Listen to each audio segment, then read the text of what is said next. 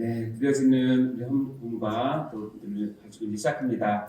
자, 오늘 네 번째 시간입니다. 오늘 마지막 네 번째 강의 제목이 뭘까요? 요한계시록 사랑하기라고 되어 있죠. 자, 오늘 네 번째 날입니다. 첫 번째는 살다 보니 종말이네 해서 종말에 대한 개념을 했고요. 두 번째는 살다 보니 영원이네 해서 영원이라고 하는 개념 가운데 지옥과 천국을 좀 더 자세히 봤고요. 우리 어저께죠. 요한계시록 전반적인 것을 이해했고 오늘은 좀 더 깊이 들어가서 여러분 이 집회가 마치시면 요한계시록이라는 이 책을 사랑하셨으면 좋겠어요. 네. 그래서 아직 한 번도 못 읽으신 분도 한번 읽어보시고 여러 차례 읽었지만 잘 감이 안 오셨던 분도 오늘 강의 듣고 다시 한번 읽어보시면 훨씬 더 깊이 재밌게 다가올 거라 믿습니다. 자, 오늘 네 번째 강의는 이 세 가지 주제인데 전체 구조 잠깐 다시 한번 보고요. 지난번에 이어서 요한계시록의 가장 핵심적인 주제들을 몇 가지 나누고 마지막에는 요한계시록이 우리에게 주는 교훈을 나누고 마치고자 합니다. 자, 먼저 전체 구조를 보자면 여러분 나눠드린 그 책자에 표가 있습니다. 이 표가 제가 어저께 설명했던 표인데 이게 뭐 정답이다라고 제가 얘기하지는 않고요. 제가 요한계시록을 이제 공부하면서 이렇게 우리 성도들에게 또 여러분들께 이야기를 하면 그래도 좀 더 친근하게 다가갈 수 있지 않을까 해서 만든 겁니다. 그래서 이제 서론을 저번에 했었고 지상에서는 7교회가 이야기가 이제 우리 현실, 우리 이 땅에서의 성도들의 삶 그리고 교회의 삶 그런 것들을 이제 쭉 기록한 것이 7교회 이야기라면 동시에 하늘에서는 하나님이 보좌를 주시고 하늘 예배가 드려진다. 그래서 그때 아까도 봤지만 7교회는 이미 시작이 돼서 천국 갈 때까지 교회의 시대는 절대로 끊어지지 않고 이어집니다. 계시록에 약속하셨어요. 교회는 절대로 망하지 않는다라고 얘기했기 때문에 그리고 동시에 하늘에서는 하나님께 드려지는 예배가 동시에 계속 이어져서 천국 예배까지 이어집니다. 이 두 가지 땅에서는 세상이 돌아가는 것 같지만 교회를 중심으로 구속사를 중심으로 세상을 움직여지는 것이고 하늘에는 마치 세상의 공중권세 잡은 자가 세상을 움직이는 것 같지만 그 위에 삼위일체 하나님께서 우리의 예배를 받으시면서 우리의 모든 역사를 주장하시는 어린 양 예수 그리스도의 통치하심이 있는 하늘 예배가 있다는 거예요. 이 두 개가 쭉 가고 그 사이에 하늘과 땅의 그 사이에서 여러 가지 일들이 반복해서 일어나고 그것이 주는 교훈을 담는 것이 요한계시록이에요. 그리고 마지막은 어떻게 되냐면 영원한 천국입니다. 아멘? 우리는 영원한 천국이지만 이 진리를 모르고 이 은혜를 받지 못한 사람은 정말 애석하게 영원한 지옥에 갈 것입니다. 그 두 가지 외에는 다른 길은 우리에게 알려주신 것이 없어요. 아시겠죠? 따라서 이 표는 한번 마음에 두시고 보시면 되겠습니다. 자, 우리가 저번까지 봤는데 오늘 이제 주제에 볼 텐데 저번에 일곱 나파, 일곱 대접에 대해서 봤습니다. 자, 우리가 저번에 얘기했는데 이 막과 은혜가 중요하다고 말씀드렸죠. 예, 이 막과 막 사이에 어떤 간격이 딱 있는데 막과 은혜가 세 가지가 나와요. 여기 보면 7인에서 6번째 인과 7번째 인 사이에 막과 은혜가 나오는데 그 첫 번째 막과 은혜고 두 번째 막과 은혜는 6번째 나팔과 7번째 나팔 사이에서 그리고 이제 세 번째 막과는 7나팔과 7대접 사이에서 길게 나오는 이 내용이 있는데 이 사이에 하나님께서 기가 막힌 여러 가지 진리들을 성경의 진리를 완전히 엑기스로 모아서 우리에게 알려주는 내용이 이 내용입니다. 그래서 여러분 막강 은혜 가운데 많은 은혜 받으시고 여러분 막장 은혜를 읽으시면 안 된다고 말씀드렸죠. 자, 우리 첫 번째 보도록 할까요? 자, 막강 은혜가 무엇이냐? 여기 보면 게알더스 보스라고 하는 개혁주의 아주 유명한 신학자가 계신데 이렇게 얘기했습니다. 이 막강 은혜에 대한 언급인데요. 하나님은 심판의 연속 속에서도 구속사의 흐름을 중단시키지 않으신다. 요한계시록의 중간 사파라고 표현했는데 중간 사파들은 바로 복음이 역사 속에서 계속 이어짐을 보여준다라고 얘기했어요. 풀어서 얘기하면 뭐냐면 이 종말 시대는 하나님의 심판이 계속 있습니다. 계속 있는 사이에도 즉 우리 가운데 환난과 핍박과 어려움이 있어도 하나님의 긍휼이 끊어지지 아니하고 하나님의 구속의 역사는 반드시 이어진다라는 의미예요. 그것을 어떻게 알 수 있냐면 중간 사파를 통해서 하나님이 복음의 역사는 이 땅에서 계속 이어진다는 것을 보여준다고 얘기합니다. 그래서 막강한 은혜는 종말의 그 환란 속에서도 하나님의 한 줄기 빛의 은혜로 우리에게 임하신 거예요. 여러분 하루의 일과를 살 때 얼마나 바쁘십니까? 이른 아침부터 밤늦게까지 정신없이 사시죠. 때로는 여러 가지 사업이나 학업이나 여러 가지 일들 때문에 마음이 분주하고 힘들고 또는 내 마음대로 안 되었을 때 좀 짜증도 나고 어려울 때 여러분 꼭 기억하십시오. 막강한 은혜가 있다는 사실을. 그럴 때 여러분 하나님께 한 5분이나 10분이라도 딱 막간을 쳐보세요. 혼자 있는 시간을 가지세요. 네, 이거 회사든지 학교든지 너무 분주하고 속상할 때 모든 것을 딱 차단을 하고 조용한 곳에 찾아가서 무릎 꿇기 힘드시면 서서라도 마음을 쫙 정리하고 딱 마주치시면 하나님께서 여러분께 놀랍도록 막강한 은혜를 주세요. 그때 하나님께서 때로는 세미한 음성으로, 때로는 천둥과 같은 소리로, 때로는 큰 깨달음으로, 때로는 회개의 영으로 여러분의 막강한 은혜를 주세요. 이 막강한 은혜를 잘 모르는 사람들은 하나님 은혜를 모를 가능성이 많아요. 왜냐면 이 세상은 우리를 정신없이 돌아가게 만들거든요. 아시겠죠? 그럴 때 여러분 막강한 은혜를 잘 활용하시고 제가 여러분께 권해드리고 싶은 막강한 은혜의 가장 정수는 뭐냐면 새벽 기도예요. 새벽 기도만큼 방해받지 않고 하나님께 집중할 수 있는 시간이 흔하지 않습니다. 네. 제가 알기로는 담임 목사님 새벽 기도를 굉장히 중요하게 여기시고 손수 다 하신다고 얘기 들었는데 그러면 새벽 기도는 막강한 은혜의 가장 대표적인 은혜의 자리니까 새벽 기도를 꼭 성공하시면 좋겠습니다. 아멘. 자, 그러면 첫 번째 막강한 은혜가 아까 말씀드렸지만 여섯 번째, 일곱 번째 재앙 심판 사이에 이때는 교회의 정체성에 대해서 특히 14만 4천에 대해서 얘기를 해주고요. 두 번째 막강은 여섯 번째 나팔과 일곱 번째 나팔 사이에 그런 그 교회는 이 땅에서 무슨 사명을 갖고 사는지에 대해서 얘기를 해주는 것이 바로 막강한 은혜의 내용입니다. 자, 우리 하나씩 볼까요? 첫 번째 막강한 은혜를 보도록 하겠습니다. 위치는 일곱인 그 사이에 있는 거죠. 자, 첫 번째 막강은 교회의 정체성을 보여주는 건데 요한계시록 7장 14절 말씀 읽어보겠습니다. 시작. 내가 인침을 받은 자들의 수를 들으니 이스라엘 자손의 각 지파 중에서 인침을 받은 자들이 14만 4천이다. 여러분 14만 4천 얘기 들어보셨어요? 예, 14만 4천을 누가 얘기 많이 하던가요? 네? 신천지. 네.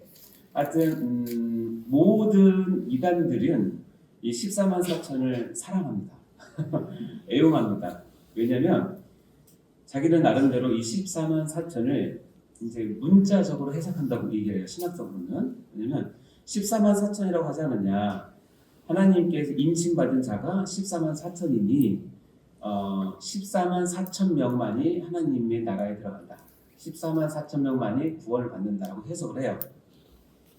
이해되시죠? 그럼 뭘 근거로 얘기해? 그럼 이 성경을 피는 거예요. 여기 바로 14만 4천이라고 하지 않았냐. 그래서 그분들이 처음에 교세를 넓힐 때 이렇게 얘기합니다. 야, 우리가 우리 교주님을 모시고 이렇게 하면 하나님께서 14만 4천이 차면 우리를 다 구원시켜 줄 거야 하고 모읍니다. 근데 아이러니가 있는데 14만 4천이 넘을 때가 있어요. 딱 정해놨는데 14만 4천이 넘잖아요. 그럼 어떻게 하냐면 여기에는 알과 가라지가 있기 때문에 가라지를 뺀다고 얘기합니다. 그리고 그 사람들은 시험을 봅니다. 교리 시험을 봐요. 우리처럼 교리 부흥이 아니라 정말 교리를 철저히 가르쳐서 시험을 보고 낙방하면 거기서 뺍니다. 그러니까 이 신천지나 이단들이 왜 그렇게 철저하게 이게 세뇌가 됐느냐? 우리가 보기엔 말도 안 되는 걸 믿거든요. 어떻게 이만희가 성령이라고 얘기할 수가 있냐? 눈에 보이는. 근데 또 그 사람은 철떡같이 믿어. 이유는 뭐냐면 반복되는 교리 교육이 그렇게 만든 거예요. 그래서 교리를 잘못 사용하면 이렇게 잘못된 종교에 몰입하게 되는 위험이 있어요.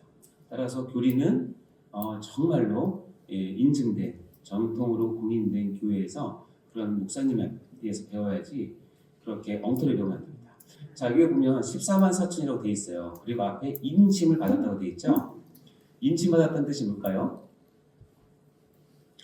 인침 받았다는 뜻은 뭐냐면 이것을 읽는 초대교회 성도들은 하나도 어려운 내용이 아니에요. 왜냐면 그 당시 근동에서는 내가 내 양과 다른 집의 양이나 이렇게 막 섞여서 기르거든요.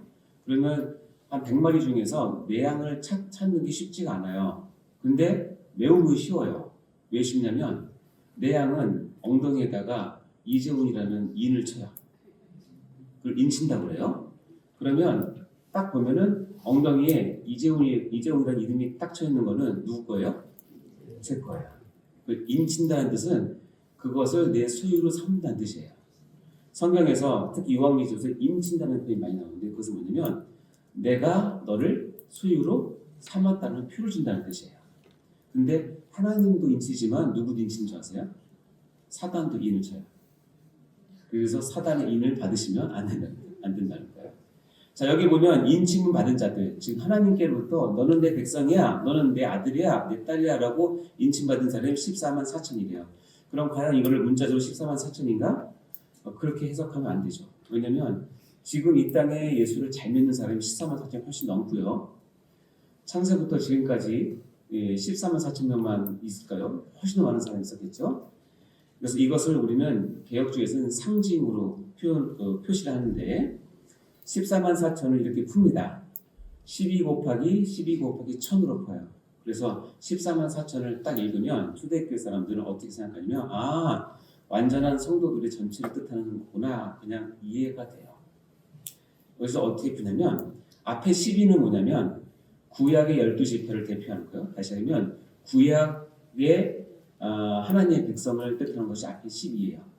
그리고 곱하기 다음에 12는 뭐냐면 신약의 12사도 또는 신약의 하나님의 백성을 상징하는 거예요. 그래서 12 더하기 12 하면 24가 될 수도 있지만 이거를 더 크게 보려면 12 곱하기 12를 해요. 그럼 얼마예요? 12 곱하기 12는 144가 나오죠. 그러니까 144라는 숫자는 여기서 우리가 어떻게 보냐면 구약과 신약의 하나님의 백성을 합한 수라고 생각해요. 구약과 신약의 하나님의 백성. 이해되시죠? 네. 자, 그러면 144 그러면 구약의 백성, 하나님 그 신약의 백성 합하는 거구나 하는데 거기에 내가 어떤 걸 표현하고 싶냐면 구약의 백성과 신약의 백성이 아주 많다라고 표현하고 싶어요.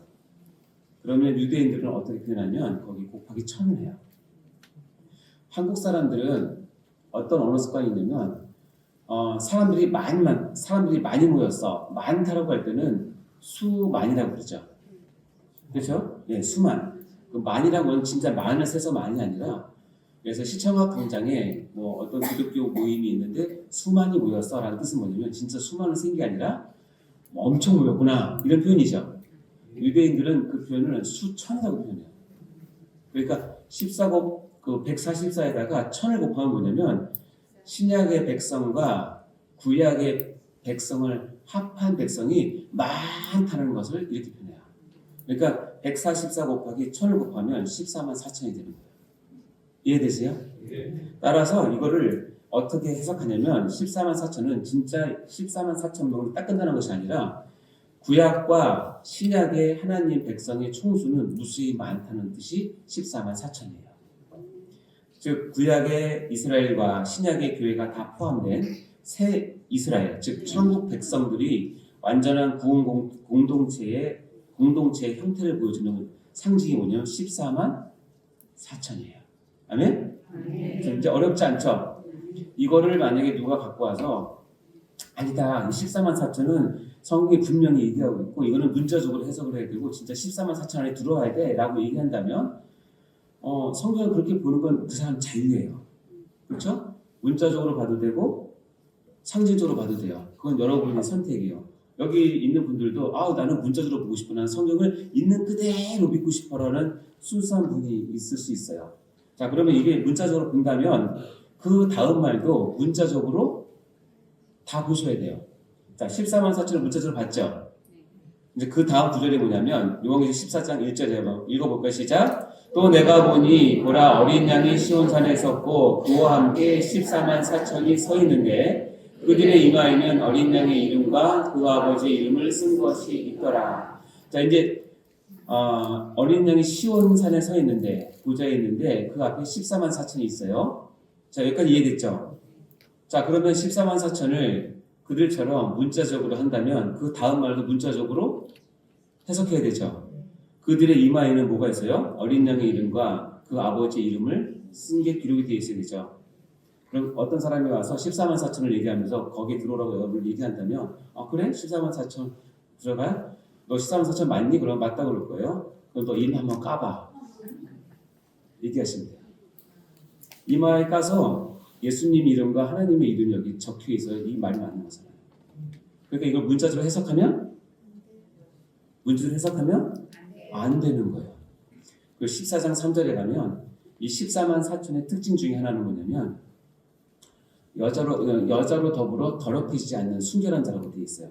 그럼 이걸 그냥 문자적으로 해석하면 뭐예요? 14만 4천에 들어가려면 결혼하시면 안 돼요.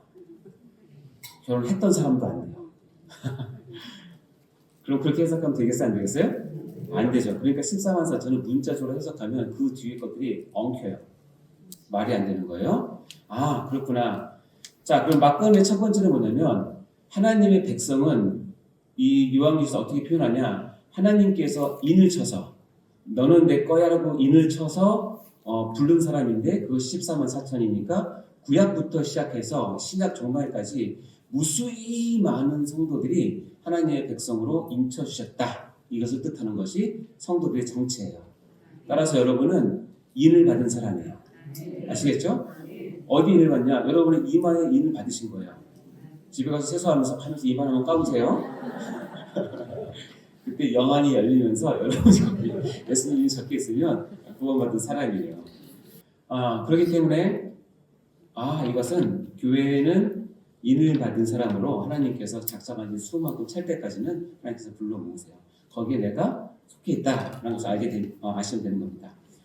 자, 이제 두 번째 막간을 이제 말씀드릴게요. 그러면 두 번째 막간은 뭐냐면 그렇게 성도의 정체성을 가진 사람이 이제는 어떻게 살아야 될 것인가를 얘기해줘요. 근데 어떻게 사는 거는 개인적인 삶뿐만 아니라 성경에서는 반드시 구원받은 사람을 어디로 끌고 가냐면 교회로 끌고 가요. 여러분 나중에 제가 언제가 여러분께 혹시 교회론을 할 때가 있을지 모르겠는데 예수를 믿는다, 믿음을 갖는다는 것은 개인적인 차원에서 출발하는 건 맞지만 하나님께서는 개인적인 차원에서 끝내는 경우는 한 번도 없어요. 반드시 어디까지 끌고 가시냐면 교회로까지 끌고 가십니다. 그래서 예수 믿는다는 것은 단수로 시작할 수 있어요. 여러분 스스로가. 그리고 그렇게 시작해요. 그러나 끝은 어디로 가냐면 교회 공동체로 가는 거예요. 이것이 끊어지면 잘못된 신앙이 될 가능성이 아주 높습니다. 자, 그러면 두 번째 막간은 뭐냐면 이렇게 정체성을 가진 사람이 어떻게 살 것인가를 보여주는 것이 두 번째 막간이에요. 요한계시록 10장 9절과 10절에 보면 두 번째 막간에 나오는 말씀인데 여기 보면 한 천사가 사도 요한에게 작은 두루마리를 하나 이렇게 줍니다. 그러면 천사가 뭐라고 했냐면 너 이거 갖다 먹어라. 이 두루마리는 어떤 의미냐면 어떤 상징이냐면 하나님의 말씀을 상징하는 거예요. 왜냐하면 구약에는 성경에 어디다 적었죠? 두루마리 책에도 적었기 때문에 두루마리를 줬다는 것은 하나님의 말씀을 줬다는 뜻이에요. 천사가 요한한테 얘기합니다. 이거 먹어라. 내 배에는 쓰지만 내 입에는 꿀까지 달 거야라고 얘기를 해줘요. 그래서 요한이 천사의 손에서 두루마리를 갖다가 먹었어요. 어떻게 됐어요? 내 입에는 꿀같이 너무너무 맛있어요. 근데 이것이 들어가서 내 배에 들어가니까 어떻게 해요? 써요. 이게 무슨 의미예요? 이게 무슨 의미냐? 일단 첫 번째는 뭐냐면 하나님의 말씀은 여러분의 입에 꿀같이 달아요. 그래서 시편에서 계속 나옵니다. 여호와의 말씀은 송이꿀보다 달다라고 나오죠. 경험해보신 분? 해보셨습니까? 예. 역시 세학자 세우죠. 제가 87년도에 예수님을 아주 진하게 만나서 제가 말씀이 너무 좋아가지고 이제 보다가 시편 119편에 가면 그 말씀이 나와요. 말씀이 달어? 근데 저는 한 번도 달게 미각을 느껴본 적이 없거든요. 좋긴 했지만. 그래서 제가 너무 고민이 된 거예요. 여기는 분명히 달다고 얘기했고 이렇게 고백한 사람이 있는데 나는 왜 안 달지? 그래서 어떻게 했냐면 성경책을 핥아봤어요. 여기 진짜 닮은 거 성경책에서 핥아봤는데 달았게요, 안 달았게요? 하나도 안 달았죠. 근데 그 모습이 하나님 보시기에 너무 귀여워. 그리고 한 며칠 뒤에 제가 말씀을 읽는데 말씀이 달달한 그 느낌이, 그 영적인 느낌이, 이게 말씀이 달다는 거구나. 지금 끄떡끄떡 하시는 분이 이해하지만 저게 뭐야? 이러면서 말씀이 달다는 게 이거구나. 정말 미치겠더라고요. 말씀이 너무 달아요. 자, 거기까지 우리가 다 이해해요. 하나님 말씀은 정말 답니다. 여러분 달게 받으시고 달게 느끼시고 여러분 영혼이 정말 소생되길 바라요. 아시겠죠? 그것만이 우리 그 말씀만이 우리를 살리기 때문에 그렇습니다. 근데 그 다음에 요한계시록은 그 다음 말을 적었어요. 다른 성경에는 이런 말이 거의 없는데, 그러면 입에는 달지만 그게 들어가서 내 배에 가면 뭐다? 쓰다는 거예요. 이게 뭔 얘기예요? 이거는 그냥 시간이 없어서 쉽게 얘기하면 하나님의 말씀이라는 속성은 뭐냐면 내가 처음 받을 때는 너무너무 신기하고 달고 좀 하나님 나만 사랑하는 것 같고 너무 뜨겁고 좋아요.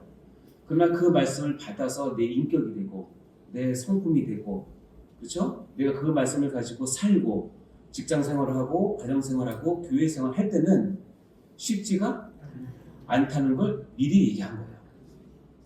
성도는 하나님의 말씀을 받을 때 달게 받지만 그것은 내 것 소화시킬 때는 각오를 하셔야 돼요. 그리고 그 말씀대로 사는 것에 대한 대가를 지불하셔야 돼요.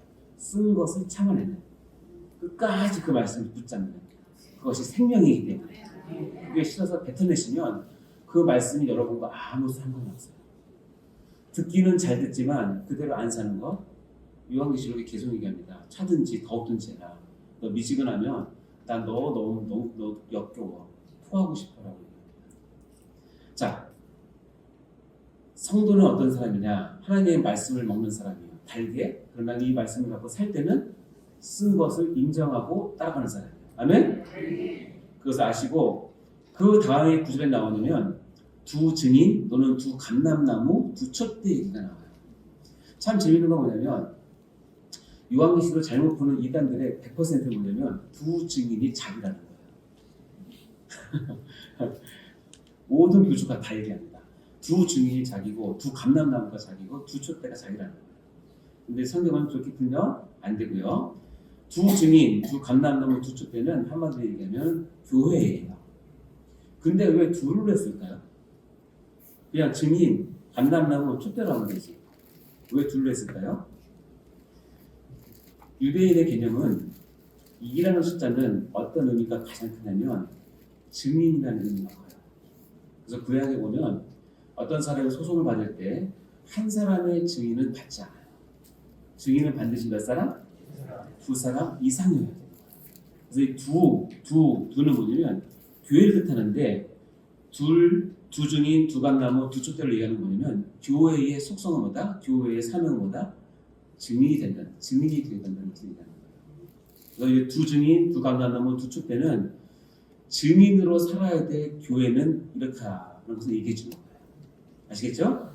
자, 이제 제가 봤어요. 내가 하나님을 알고 말씀을 받고 달게 먹고 쓰게 되었지만 나 혼자 사는 것이 아니라 우리는 공동체를 이루어서 두 증인, 두 감람나무, 두 촛대로 살아요. 증인의 역할을 감당한 교회로 살아요. 그들이 여기 보면 붉은 베옷을 입고 1260일을 예언하리라. 1260일 아까 지난주에 어저께 얘기했지만 뭐예요? 하나님께 정해진 시간만큼 사역을 할 수 있다는 뜻이에요. 저도 하나님 정해진 시간만큼 사역할 것이고 여러분도 하나님 정해진 시간만큼 사역할 것이에요.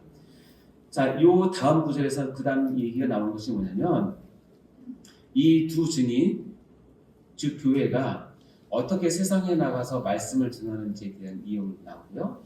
말씀을 전할 때 그들이 어떻게 교회를 핍박하는지 이야기가 나옵니다. 그리고 핍박을 받아서 힘들지만 그것을 이기고 말씀을 전했을 때 세상에 승리하는 모습도 보여줘요. 그렇게 하다가 그 다음이 이어지면 그들이 교회를 이 두 증인을 너무너무 미워해서 나중에는 어떻게 해요? 이들을 죽입니다. 그러니까 어떻게 보면 교회가 죽어요. 여기 보면 여기 11장 10절 이거 12절에 보면 이 두 선지자가 또 마찬가지 이 두 선지자는 교회를 뜻하는 거예요. 이 교회가 땅에 사는 자들을 괴롭게 한 거로 참 재밌는 표현이에요. 그러니까 복음을 전하는 것이 그들의 입장에서 괴로운 거예요. 어떻게 하면 땅에 사는 자들이 그들을 죽이고 그들의 죽음을 뭐예요? 지금 교회가 무너지고 교회가 멸절되고 교회가 망하는 것을 보고 너무너무 즐거워해서 어떻게 하냐면 서로 예물을 보내요. 야 교회 문 닫았대 하면서 서로 축하하고 예물을 보내요. 이게 세상이에요. 교회를 보는 세상이에요. 자 그럼 봐요. 교회는 하나님 말씀을 받아서 달게 먹지만 쓰린 속을 가지고 사명을 감당해요. 때로는 박해도 받지만 때로는 승리도 해요. 그리고 그들 가운데 숨겨진 하나님의 백성을 구하기도 해요. 그러나 세상은 호락호락하지 않아서 이 교회를 박해하고 결국 죽이기까지 해요. 그러니까 교회는 죽을 때까지 사명을 감당해야 된다는 뜻이에요. 아멘? 그런데 그 다음이 중요해요. 죽고 끝나는 것이 아니라 여러분 요한계시록은 다시 한번 강조하지만 교회는 절대로 망하지 않는다. 주제예요. 절대로 치지 않는다. 자 예물을 보내려 하더라 3일 반 후에 하나님께로부터 생기가 그들 속에 들어가며 그들이 발로 이렇습니다. 죽었는데 3일 반 만에 하나님부터 생기 이게 뭘까요? 여러 가지 해석하지만 우리 편하게 생각하면 하나님의 성령이 강력한 능력으로 교회 안으로 들어와서 그들이 다시 뭐예요? 발로 일어서요. 이거 뭐라고 얘기하죠? 죽었다가 일어난 거를 부활. 교회는 사명을 감당하다가 죽으면 약속하신 게 있는데 반드시 부활시키신다. 아멘? 믿으세요? 그러니까 여러분 교회 일을 하다가 이 교회 일이라고 하는 것이 그냥 여러 가지 일이 아니라 하나님의 일을 교회에 담아서 할 때 하다가 혹시 죽을 일이 생기십니까? 죽으세요. 저에게 교리를 처음 가르쳤던 목사님은 항상 안타까운 게 있는데 뭐냐면 정말 그 목사님은 당신은 순교를 하고 싶은데 지금 이 대한민국은 죽여주는 사람이 없다는 거야. 예수 믿는다고 죽여주는 사람이 없다는 거야. 그래서 마음을 고쳐먹고 나는 하나님께서 어떻게 순교를 할 거냐면 과로서를 할 거다. 주의를 하다가 과로서 하는 게 그분의 소망이에요. 근데 지금도 살아계세요. 근데 엄청난 일을 하세요. 진짜 엄청난 일을 하세요. 그분 사역을 말하기가 좀 어렵지만 하여튼 중국에 있는 그 지하교회에 신학을 가르치고 있어요. 원래 이거 유튜브 나갑니까?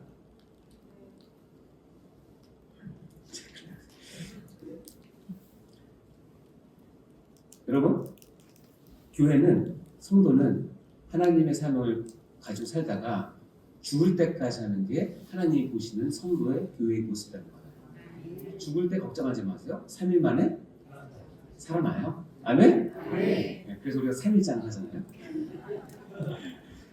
자, 그러다 보니까 구경하는 자들이 그 교회를 죽인 자들이 크게 뭐예요? 두려워하죠.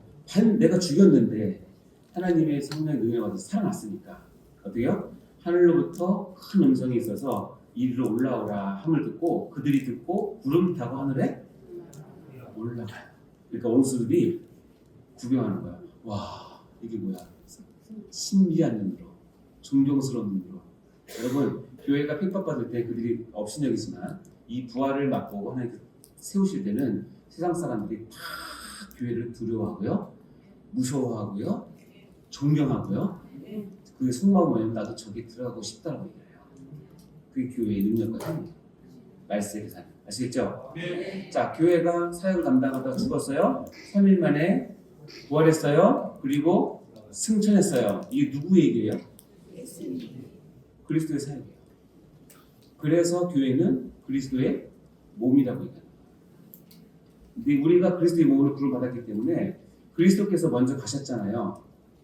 낮아짐으로 성육신에서 오셨죠. 온갖 방해와 조롱과 핍박 가운데서 복음을 전했죠. 그래서 복음을 전해서 우리가 지금 복음을 받았죠. 승리했어요. 그러나 사단의 괴계를 통해서 유대인의 지도를 통해서 또 빌라도의 그 오판을 통해서 결국 예수님이 어떻게 해요? 십자가에 죽게 되죠. 거기서 끝났으면 우리가 이런 시간을 가질 필요가 없죠.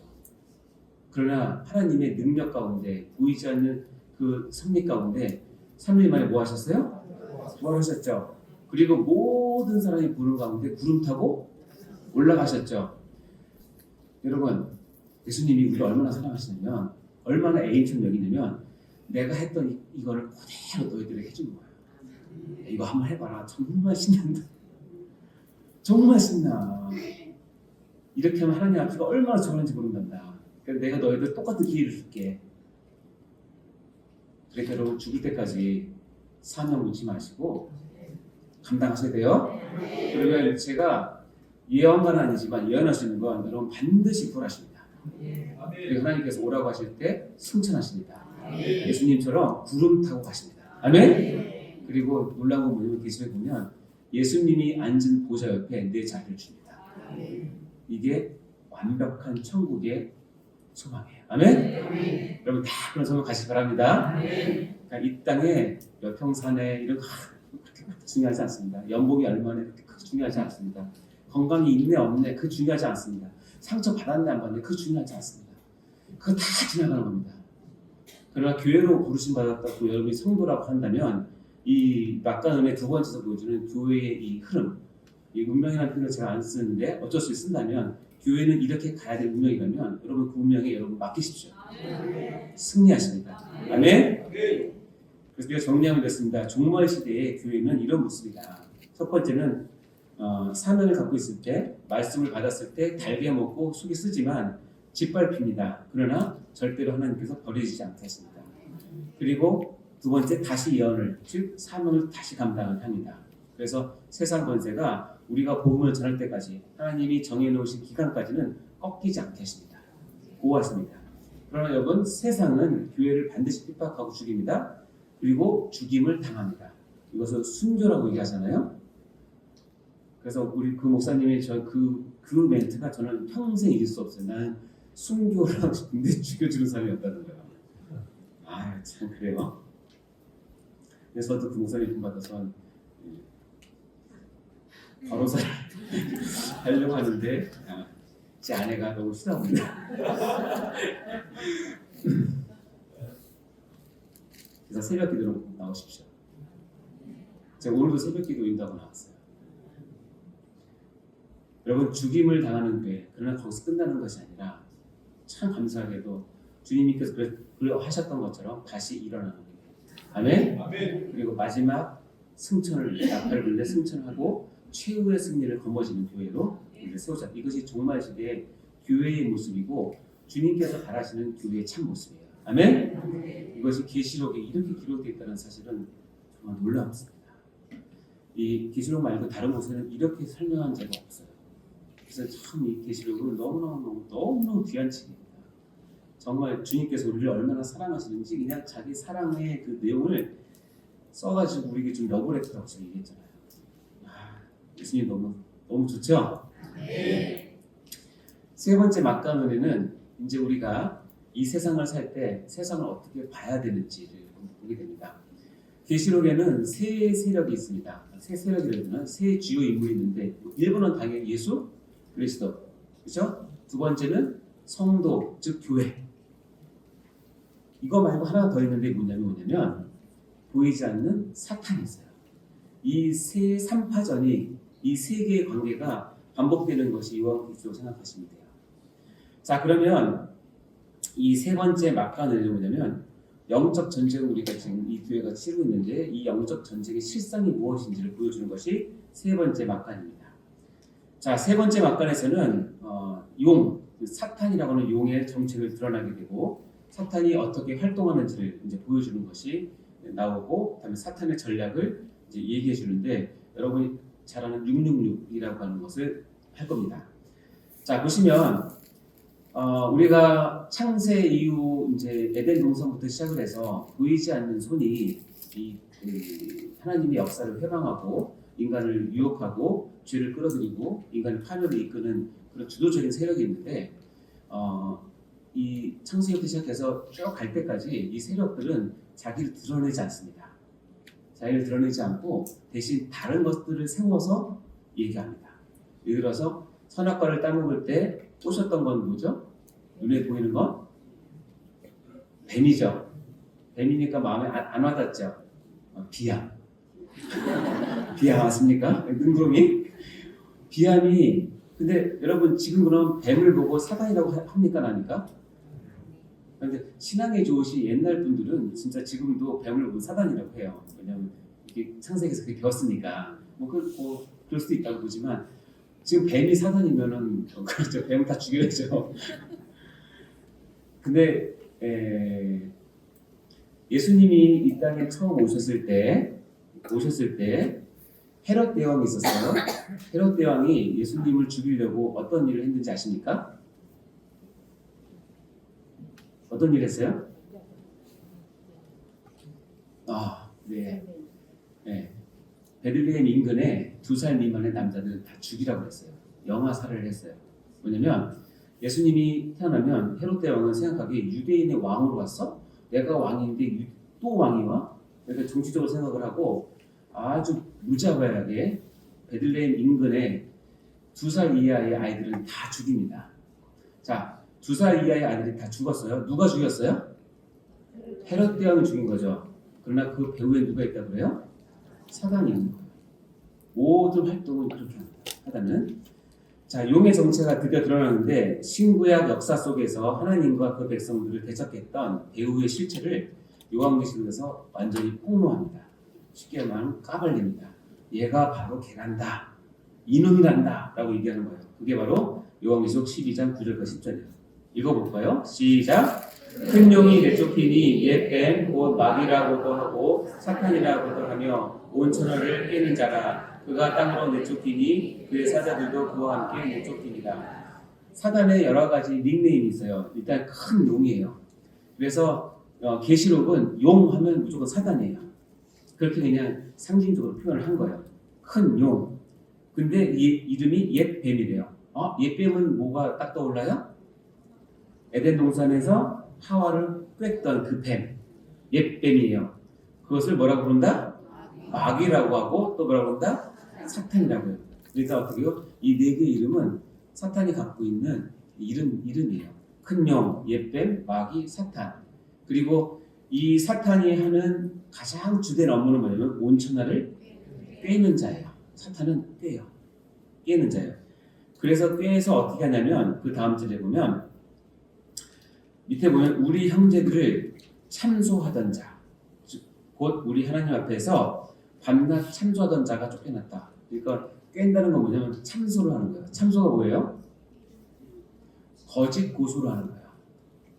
얘가 이랬대. 얘가 이런 거짓말을 했대. 얘가 이런 돈을 훔쳤대. 얘가 이런 나쁜 일을 했대라고 말도 안 되는 것을 가지고 거짓 고소를 해서 이 사람을 곤란에 빠뜨리는 일을 누가 하냐면 사탄이 가장 잘하는 일이에요. 아멘? 따라서 성도라고 해도 형제들을 꿰거나 참소하거나 거짓 비방을 하거나 이것은 지금 뭘 하고 있냐면 사단이 하고 있는 일들을 하는 거예요. 절대 하시면 안 돼요. 아멘? 그런 일을 딱 떠오르면 아이고야 사단이 날 또 하려고 하는구나. 사단이 나를 통해서 이 일을 하고 싶어 하는구나 하는 걸 깨닫고 끊어야 돼요. 에이 절로 가. 이렇게 끊어야 돼요. 아시겠죠? 그렇게 하셔야 됩니다. 왜냐면 사탄은 창세기부터 시작해서 요한계시록 때까지 전략은 하나예요. 꿰는 거, 속이는 거, 거짓말하는 거, 참소하는 거. 안 변합니다. 근데 여러분이 이렇게 살면 말은 성도지만 여러분의 삶과 여러분의 영적인 상태는 사단에게 동조 산다고 생각하시면 딱 맞아요. 절대 이렇게 하시면 안 됩니다. 시험 기회는 그런 사람 없을 거라고 저는 생각합니다. 자, 근데 사단이 혼자 행동하지 않고요. 재밌는 건 뭐냐면 짐승이라고 하는 표현들은 어떤 보이지 않는 세력을 이용해서 사탄이 이 세상을 억압하고 억누르고 속입니다. 짐승은 두 짐승이 있어요. 하나는 뭐냐면 바다에서 올라온 짐승이라고 표현한 첫째 짐승이 있는데 이 짐승은 우리는 어떻게 해석하냐면 정치적 폭력 체계, 즉 반기독교적인 정치 체계, 권력을 얘기합니다. 그래서 많은 분들은 요한계시록 썼을 당시에 1차적으로는 로마 제국을 첫째 짐승이라고 이렇게 보기도 해요. 틀린 말은 아니라고 생각해요. 그 당시는 그게 맞고 지금은 뭐 미국이다, 중국 이렇게 말할 필요는 없어요. 영적으로 보면 그리스도를 대적하고 교회를 대적하는 진리를 거부하는 모든 체계, 모든 시스템을 첫째 짐승으로 보시면 거의 맞습니다. 그리고 이 첫째 짐승을 떠받들면서 그 밑에서 이것을 활동하는 그러니까 행동대원이 누구냐면 둘째 짐승이에요. 이것을 땅에서 올라온 짐승이라고 표현하는데 여기 보면 거짓 선지자, 특별히 잘못된 중도를 갖고 성도를 미혹하는 자들을 둘째 짐승이라고 얘기해요. 그래서 봐요. 사단이 있어요. 이거는 용이에요. 그리고 밑에는 짐승이 첫째 짐승이 있고 둘째 짐승이 있어요. 그러니까 요한계시록에 보면 이 셋이서 활동해요. 우두머리 누구예요? 사단이에요. 그리고 밑에 중간급이 첫째 짐승이에요. 그리고 밑에서 열심히 행동대원이 둘째 짐승이라고 보시면 돼요. 자, 첫째 짐승을 제가 소개해 드릴게요. 인터넷에 보면 첫째 짐승의 그림을 여러 가지로 많이 그립니다. 여기 보면 바다에서 한 짐승이 올라오는데 뿔이 10이고 머리가 7이래요. 그 뿔에는 10열관이 있고 되어 있잖아요. 그러니까 사다를 그릴 때 뿔 많이 그리잖아요. 다 여기서 나온 개념인데 정말 여러분 사단이 뿔이 있다고 생각하십니까? 우리 아이들은 이제 이렇게 그리면 이해가 되니까. 그러니까 사탄은 여러분 그림 그리면 어떻게 그리냐면 대부분 일단 얼굴이 빨개요. 술을 좋아하나 봐. 얼굴이 빨갛고 눈이 부리부리하고 뿔 달리고 그쵸? 그리고 꼬리에는 항상 독침이 있고 예. 이렇게 자기 정체를 드러낸 사단은 바보예요. 누가 봐도 사단인지 알잖아요. 근데 사단은 절대로 그렇게 안 나타나고요. 정확히 얘기하면 천사처럼 나타나요. 천사처럼 가장해서. 그리고 얘들아 일로 와봐 이렇게 얘기 안 하는 거예요. 아주 젠틀합니다. 목소리 부드럽습니다. 집사님 일로 오시겠어요? 속상하시죠? 한번 질러보세요. 이렇게 하죠. 첫째 짐승은요. 그 머리에 신성 모독하는 이름들이 있기 때문에 첫째 짐승의 목표는 뭐냐면 하나님을 대적해서 하나님 자리를 꿰차고 있는 것이 첫째 짐승이에요. 그래서 우상을 만들 때 사탄도 사탄의 모양으로 나타나지 않고 첫째 짐승의 모양을 빌려서 자기를 드러냅니다. 두 번째 짐승을 볼까요? 두 번째 짐승 또 봄에 또 다른 짐승 두 번째 짐승이고 땅에서 올라온 짐승이에요. 그런데 이 짐승은 참 특이해요. 어린 양 같이 두 뿔이 있고 용처럼 말을 해요. 두 번째 짐승의 특징이 뭐냐면 모양은 어린 양 같아요. 자, 요한계시록에서 어린 양은 누구라고 했죠? 예수님처럼 생겼어요. 인자해요. 사랑도 많은 것 같아요. 날 이해해줄 것 같아요. 근데 하는 말은 무슨 얘기예요? 용처럼 얘기해요. 사탄처럼, 마귀처럼. 그러니까 이 두 번째 짐승은 아주 교묘한 거예요. 드러나는 표현은 예수님 같고 하는 말과 생각과 마음의 심보는 사탄 같은 거예요. 그러니까 사람들이 어떻게 해요? 속아 넘어가는 거죠. 그렇죠? 이 세 가지가 우리가 치르고 있는 영적 전쟁에서 이들이 활동한다고 얘기를 합니다. 그래서 사탄의 전략은 뭐냐? 이건 제가 지은 말인데 패러디 전략이라고 얘기해요. 패러디. 왜냐면 사탄은 일단 패러디가 뭐냐면 사전적으로 뜻하는 것은 어떤 특정 작품의 스타일이나 특징을 흉내내서 익살스럽게 표현하는 걸 패러디라고 하죠. 다 아시죠? 그러나 원작을 흉내내면서 내지만 그것을 비틀어버리고 비슷하긴 하지만 원래의 의미를 왜곡하는 것을 패러디라고 얘기를 하는데 패러디가 통쾌하기도 합니다. 그러나 사탄은 누굴 패러디하냐면 삼위일체 하나님을 패러디해요. 다시 얘기하면 하나님은 성삼위일체 하나님이세요. 그런데 사탄은 어떻게 하냐면 악한 삼위의 작전을 갖고 하나님처럼 행동을 해요. 하나님처럼. 그래서 용은 마치 성부 하나님처럼, 첫 번째 짐승은 마치 예수님처럼, 그리고 마지막 그 두 번째 짐승은 성령 하나님의 능력처럼 행동을 합니다. 그래서 마치 삼위일체처럼. 그래서 사탄은 이 패러디 전략을 가지고 처음부터 시작해서 지금까지 계속 우리를 속이고 교회를 핍박하고 교회를 넘어뜨리고 무너뜨리고 하나님을 알지 못하는 사람들의 마음을 움직여서 그들의 권세를 주게 해서 그들이 하나님 나라를 방해하게 하는 것이 사탄의 전략이에요. 패러디 전략이라고 얘기합니다. 예를 들어 볼까요? 내가 또 보면 다른 짐승이 땅에서 올라왔어요. 어린 양같이 두 뿔이 있고 용처럼 말했어요. 아까 얘기했죠? 두 번째 짐승이에요. 근데 그가 먼저 나온 짐승, 첫 번째 짐승의 모든 권세를 그 앞에서 행하고 땅과 땅에 사는 자들을 처음 짐승에게 경배하게 만들어요. 그러니까 두 번째 짐승의 임무는 뭐냐면 첫 번째 짐승을 경배하게, 우상숭배하게 만드는 일을 해요. 근데 처음 짐승이 어떻게 표현되냐면 죽게 되었던 상처가 나은 자예요. 자, 죽었는데 나았어요. 이게 뭐예요? 부활이에요. 첫 번째 짐승은 부활을 패역해요. 누구처럼? 예수님처럼. 놀랍지 않습니까? 여러분, 부활이라는 단어는 기독교에만 있는 전형적인 단어이긴 하는데 사단은 그것조차도 부활이라는 개념을 패러디해서 첫 번째 짐승이 죽었다가 살아난 자로 소개하고 그것을 우상숭배하게 한다는 거예요. 그리고 우리가 미혹에 빠지시면 안 돼요. 다 하나님 부른다고 다 진리가 아니에요. 교회라고 다 진리가 아니에요. 제가 짧은 신앙생활하지만 하나님을 모르는 사람일수록, 특히 하나님에 대해서 오해한 사람일수록, 그리고 이단에 가까운 사람일수록 그 입에서 항상 나오는 말이 뭐냐면 하나님. 신기하죠? 근데 그 안에 하나님 없어요. 말로만 하나님이에요. 언제 하나님을 찾느냐? 내 의견을 주장할 때 하나님을 찾아요. 내 의견을 관철시킬 때 하나님 뜻을 찾아요. 내가 하고 싶은 거 할 때 하나님께 계획이라고 얘기해요. 다 하나님을 이용할 뿐이지 정말 하나님을 경외하면 속으시면 안 돼요. 첫 번째 짐승은 죽었다가 살아나요. 그래서 봐요. 큰 이적을 행하되 하면서 밑에 봐요. 밑에 줄. 이르기를 칼에 상하였다가 살아난 짐승이 첫 번째 짐승이거든요. 칼을 맞아서 죽었는데 다시 살아난 부활한 짐승을 위해서 우상을 만들어줘요. 그런데 이 두 번째 짐승의 특징은 뭐냐면 큰 이적을 행해요. 마치 성령께서 교회를 처음 세우실 때 큰 이적으로 교회를 세우셨던 것처럼 두 번째 짐승의 특징은 뭐냐면 성령 하나님을 패러디해서 우리 눈에 보기 너무 놀라운 일들을 해요. 이적을. 큰 이적을 행하되 심지어 사람들 앞에서 불이 하늘로부터 땅에 내려오게 해요. 구약에서 불이 하늘로부터 땅에 내려온 것은 누구만 하셨어요? 하나님만 하신 거예요. 근데 지금 이 두 번째 짐승은 불이 하늘로부터 땅에 내려오게 하는 거예요. 전 여러분 교주가 아닙니다. 아시죠?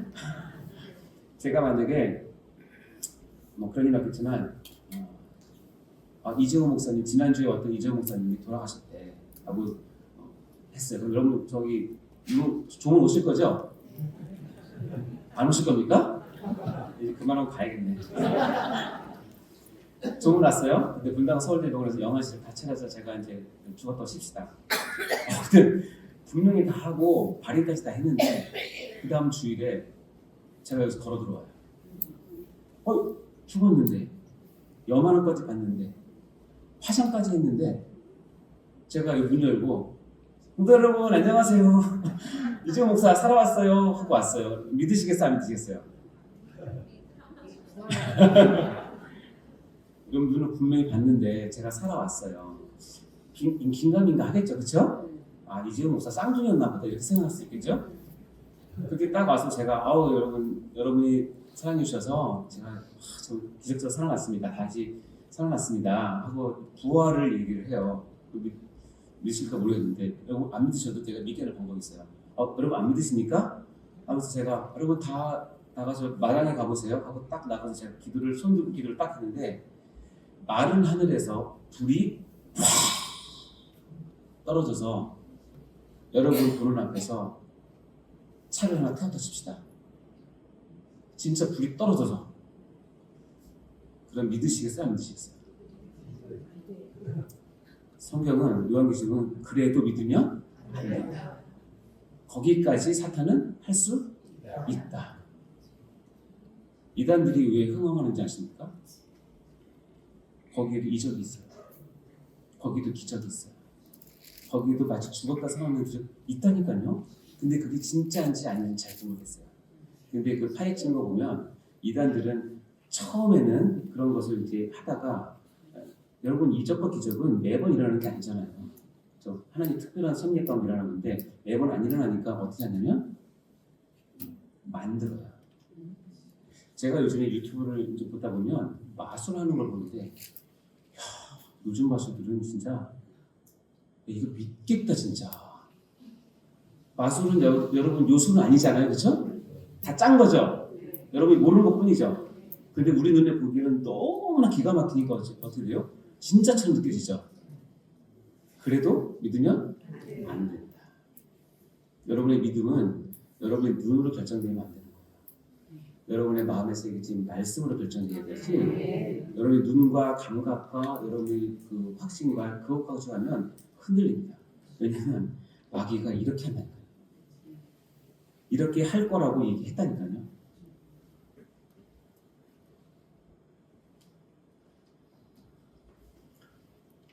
잘 모르지만 우리랑 동종 업계에 있는 그 쪽집게 무당들은 진짜 신내린 무당들이에요, 그렇죠? 그러니까 진짜로 저는 경험 안 해봤지만 여러분이 문제를 가지고 그 무당 앞에 무릎 꿇기 전에 무당은 문 열고 들어오는 순간 너 왜 왔지? 얘기해요. 너 무슨 문제로 왔지? 너 가정이 어렵냐? 사업이 어렵냐? 무슨 문제로 왔냐? 그 여러분 얼마나 놀라겠어요? 그게 신통방통한 게 아니라 사단도 충분히 할 수?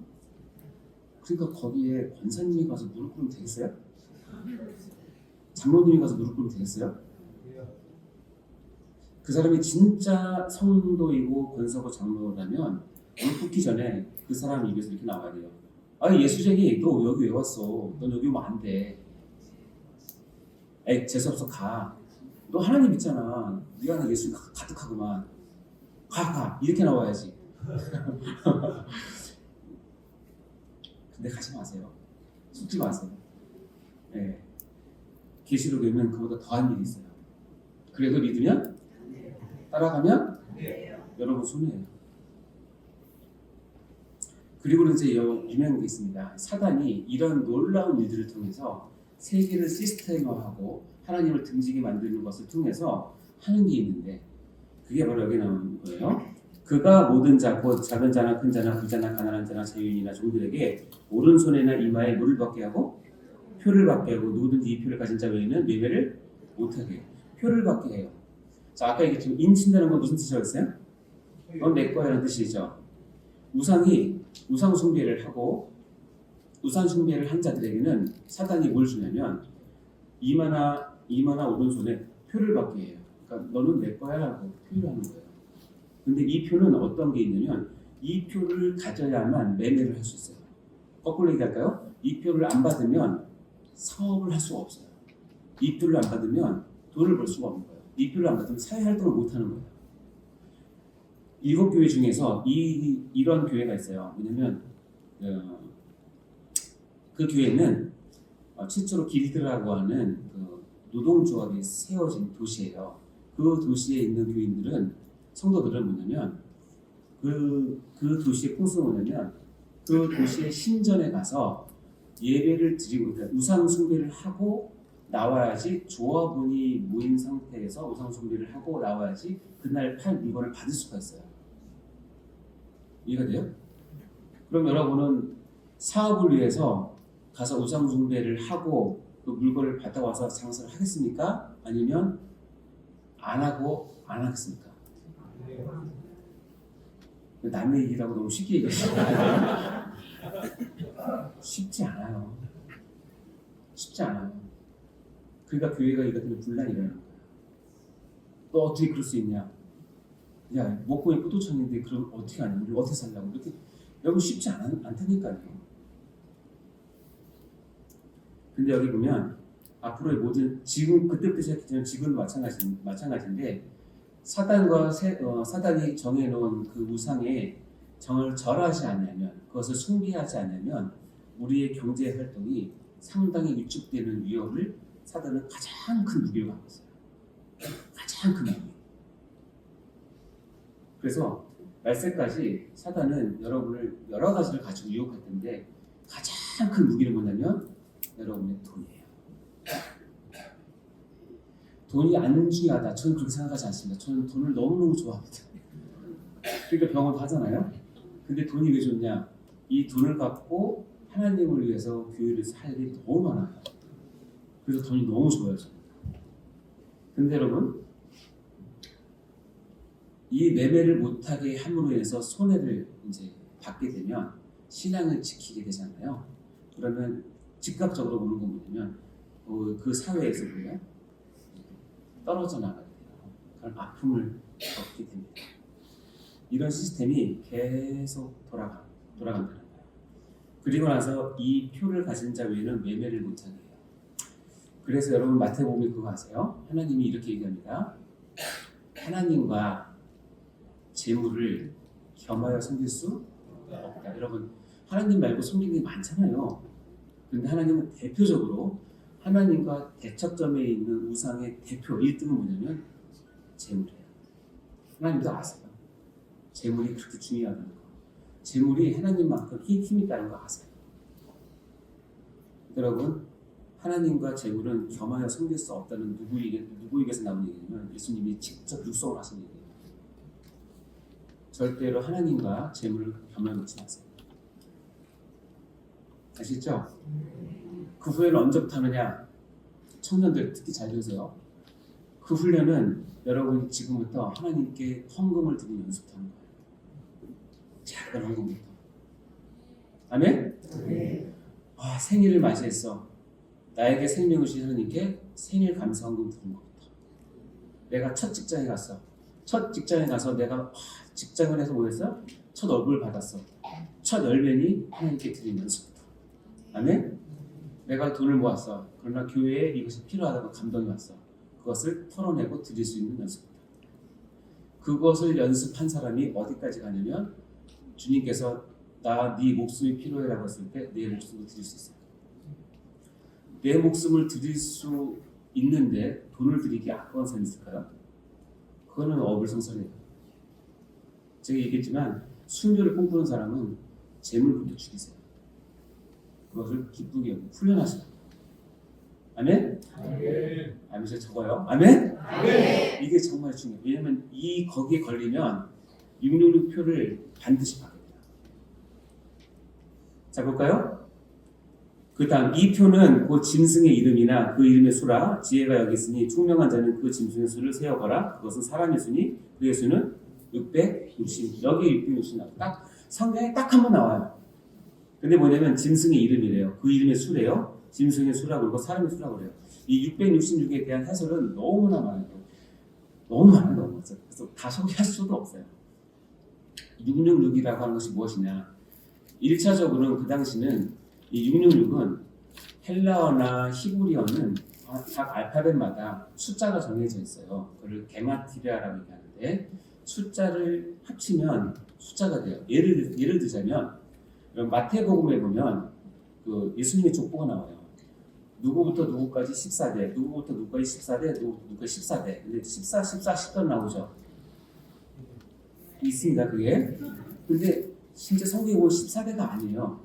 14에 맞춰서 넣은 거예요. 아브라함부터 누구까지 14대, 다윗부터 바벨론까지 14대, 뭐 이렇게 나오거든요.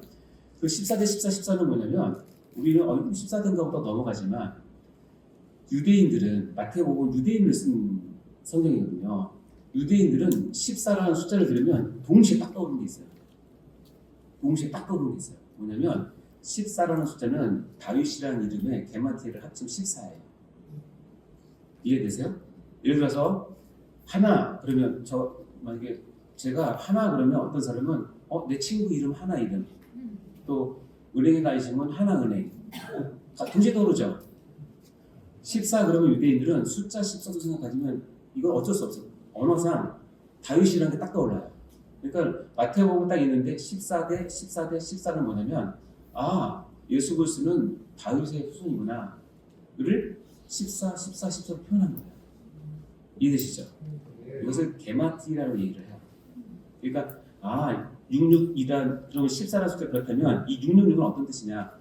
게마트리아로 풀면 여러 가지 이름이 나와요. 근데 그래도 개혁주의에서 받아들이고 뭐냐면 666은 시저 네로를 히브리어로 바꿔서 그것을 풀면 666이 나와요. 그래서 이 당시 도미티안 황제 때 고통받던 교회가 666이라고 하는 것은 뭐냐면 문헌에도 나오지만 옛날 로마 시저 네로를 연상케 하는 숫자예요. 우리를 압박하고 교회를 핍박하고 교회를 잔해하는 사람의 대표가 666이에요. 그 당시는 그렇게 할 수 있죠.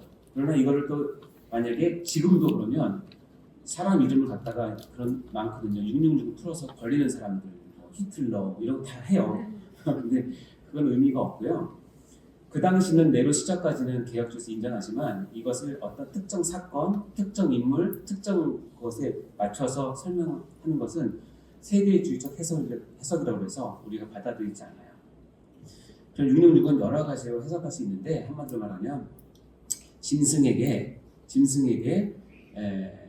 자기의 뭐라고 하냐 존재를 드린 것을 상징한다고 얘기를 하시면 되는 거예요.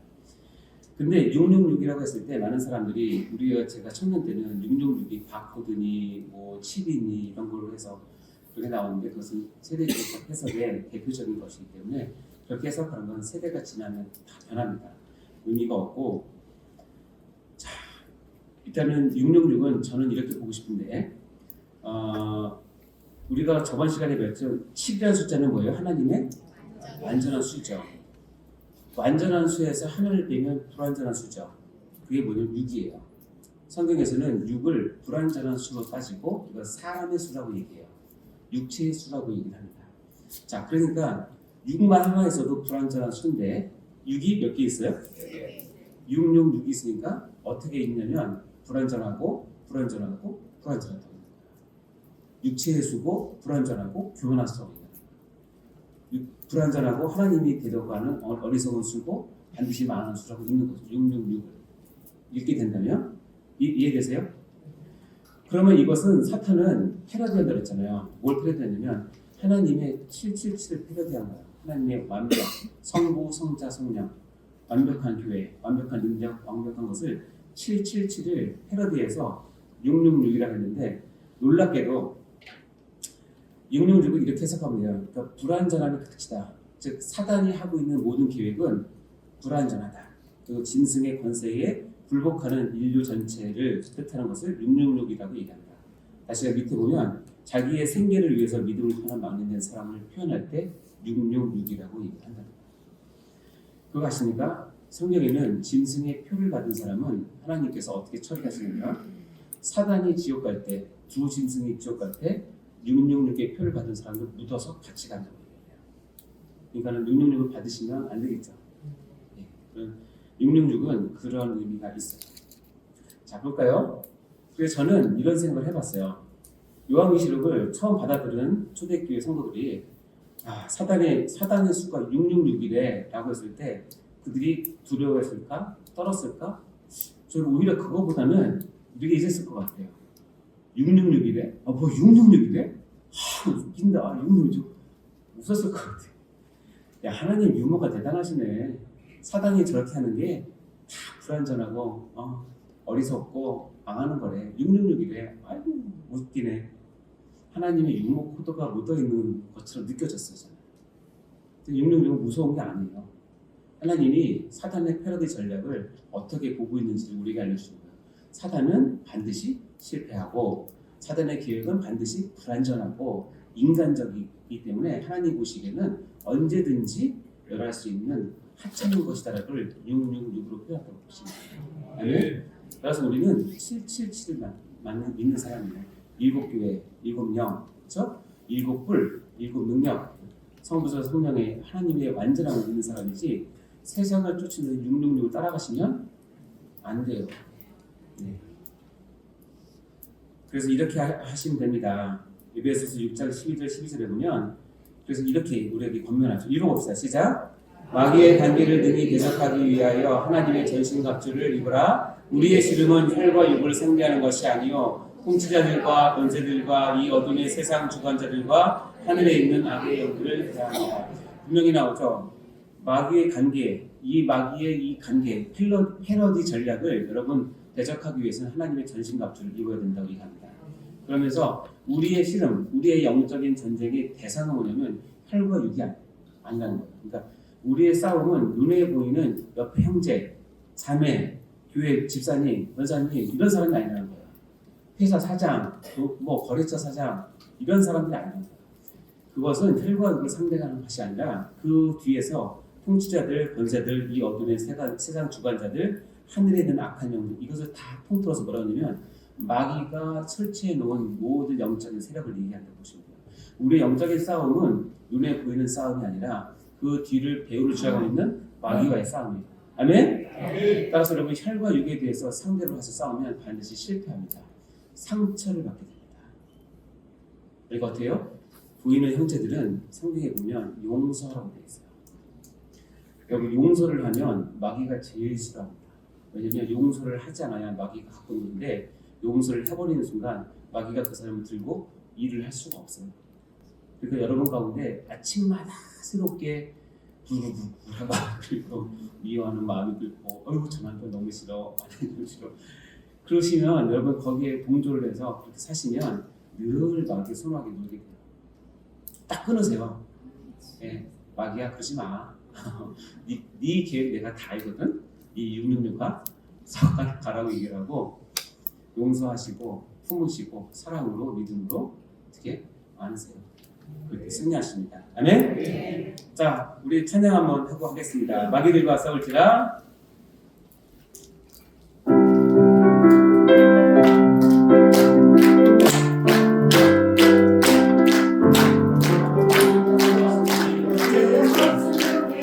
연대하게 싸울지라 여기 악한 영령과 심판을 받을 하늘을 내가 서는 그 앞에 못 따라오리라.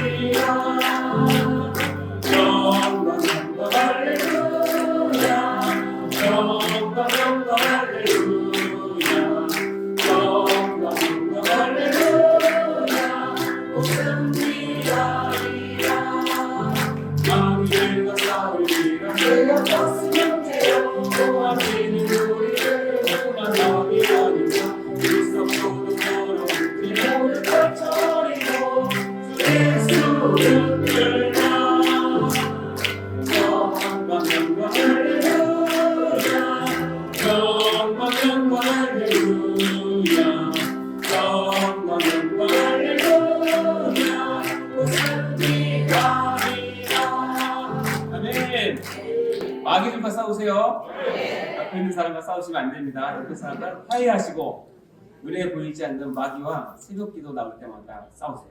아멘? 이런 영적 전쟁 가운데 있을 때 성도들은 어떻게 살아야 되는지를 또 요한계시록에 자세하게 얘기하고 있습니다. 14장 3절 5절에 보면 그들이 보좌 앞과 내생물과 장로들 앞에서 새 노래를 부르니 봤죠?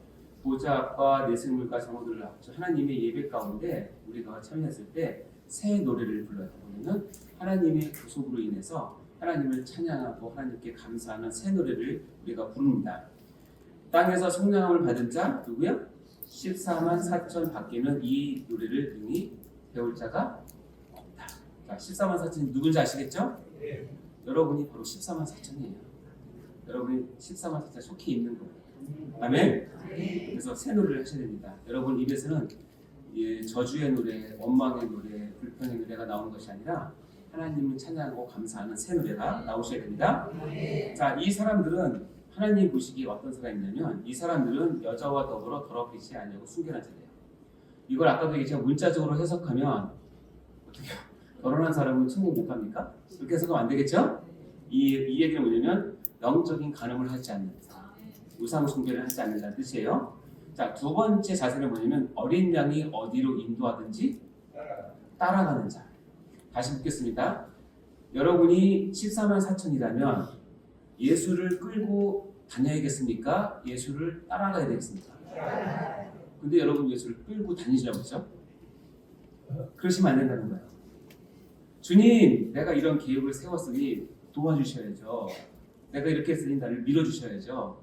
내 계획대로 움직여주셔야죠. 이것은 기도가 아니에요.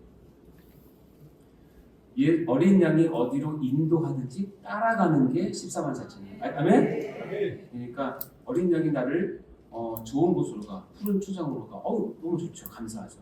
때로는 어디로 갑니까?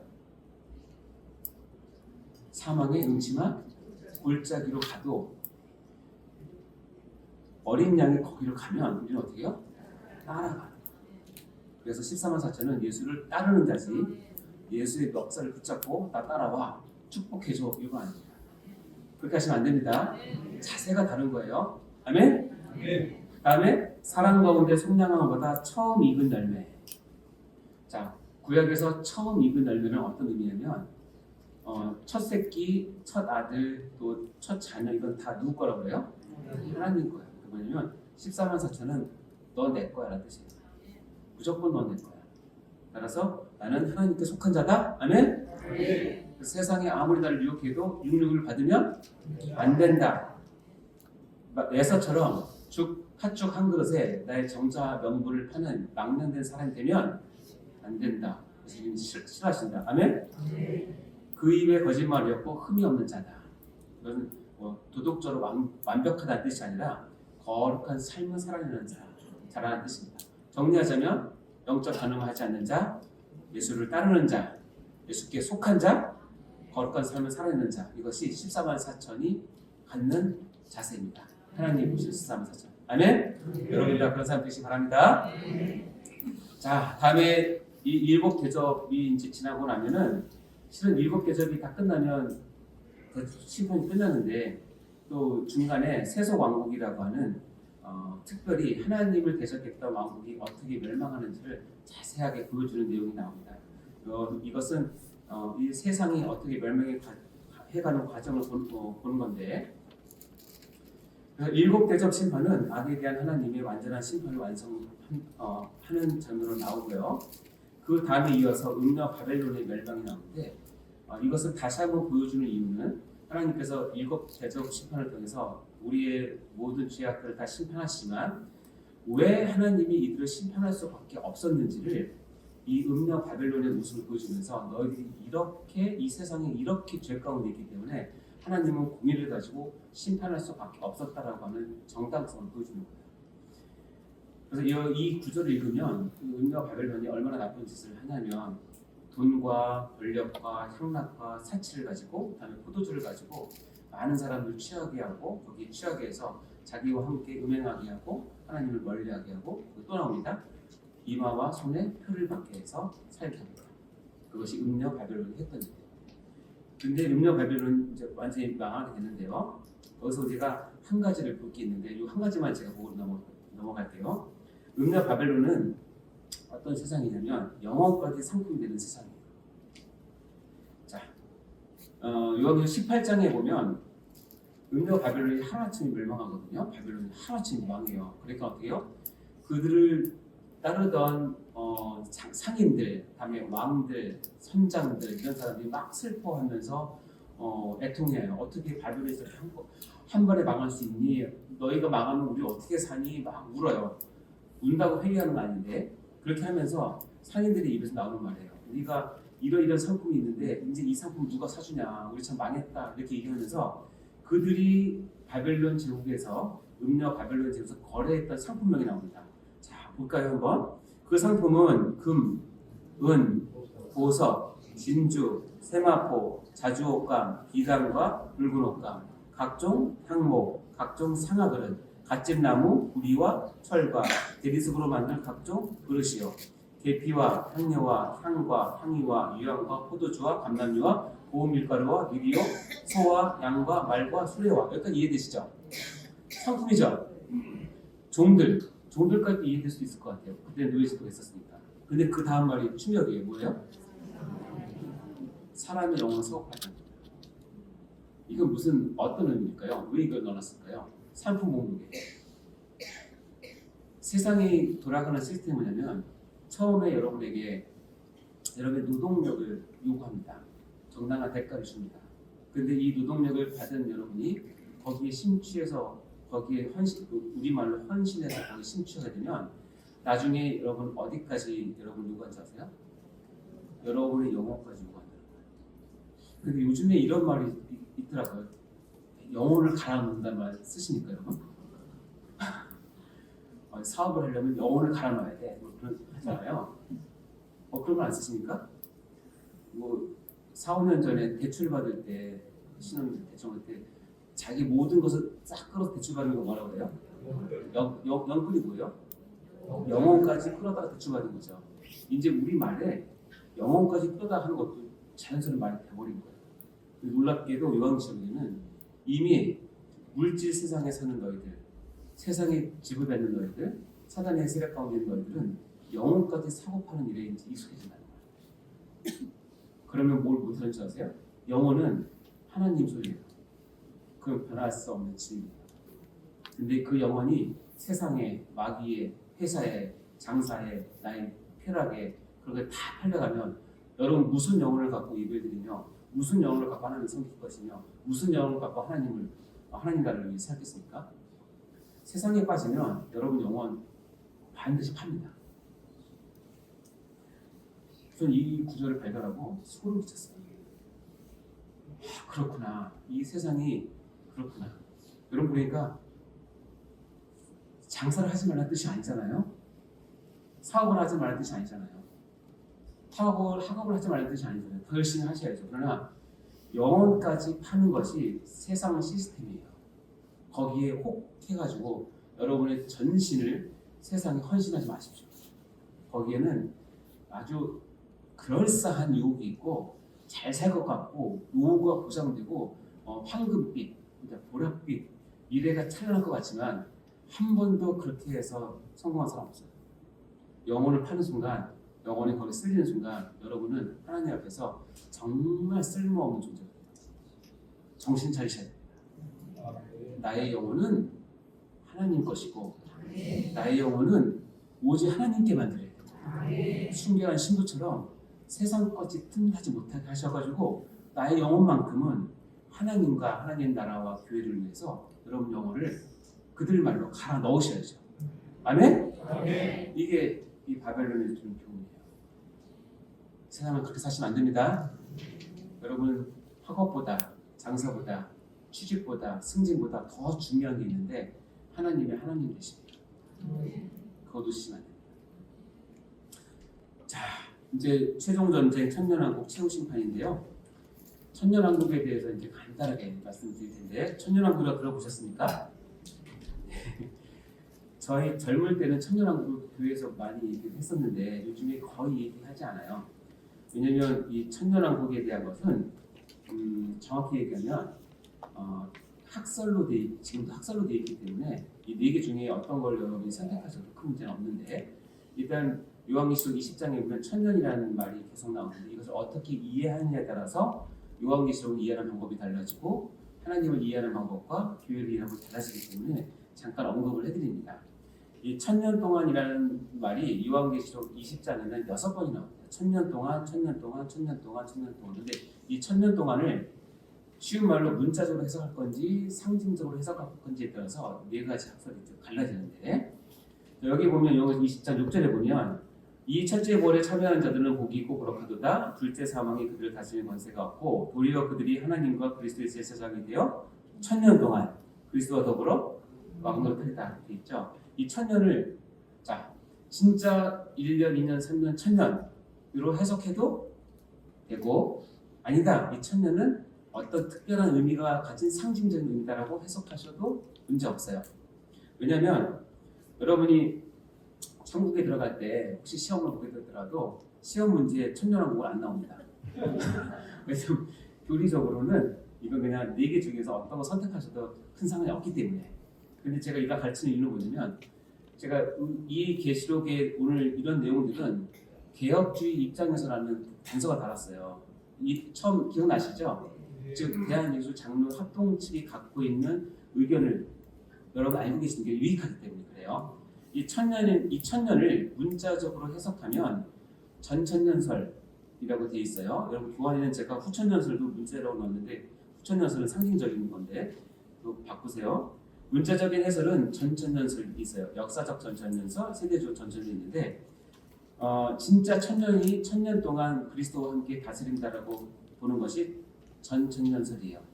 그리고 상징적인 해설은 우리가 믿고 있는 무천년설과 후천년설이 있습니다. 쉽게 얘기하면 전천년설은 뭐냐면 예수님이 천년왕국 전에 오셔서 재림하셔서 그 다음에 천년왕국을 일컬어 가신다게 전천년설이고, 후천년설은 뭐냐면 예수님이 천년이 끝난 다음에 오신다는 것이 후천년설이에요. 그리고 무천년설은 뭐냐면 천년이란 말 자체가 필요 없다는 것이 무천년설인데,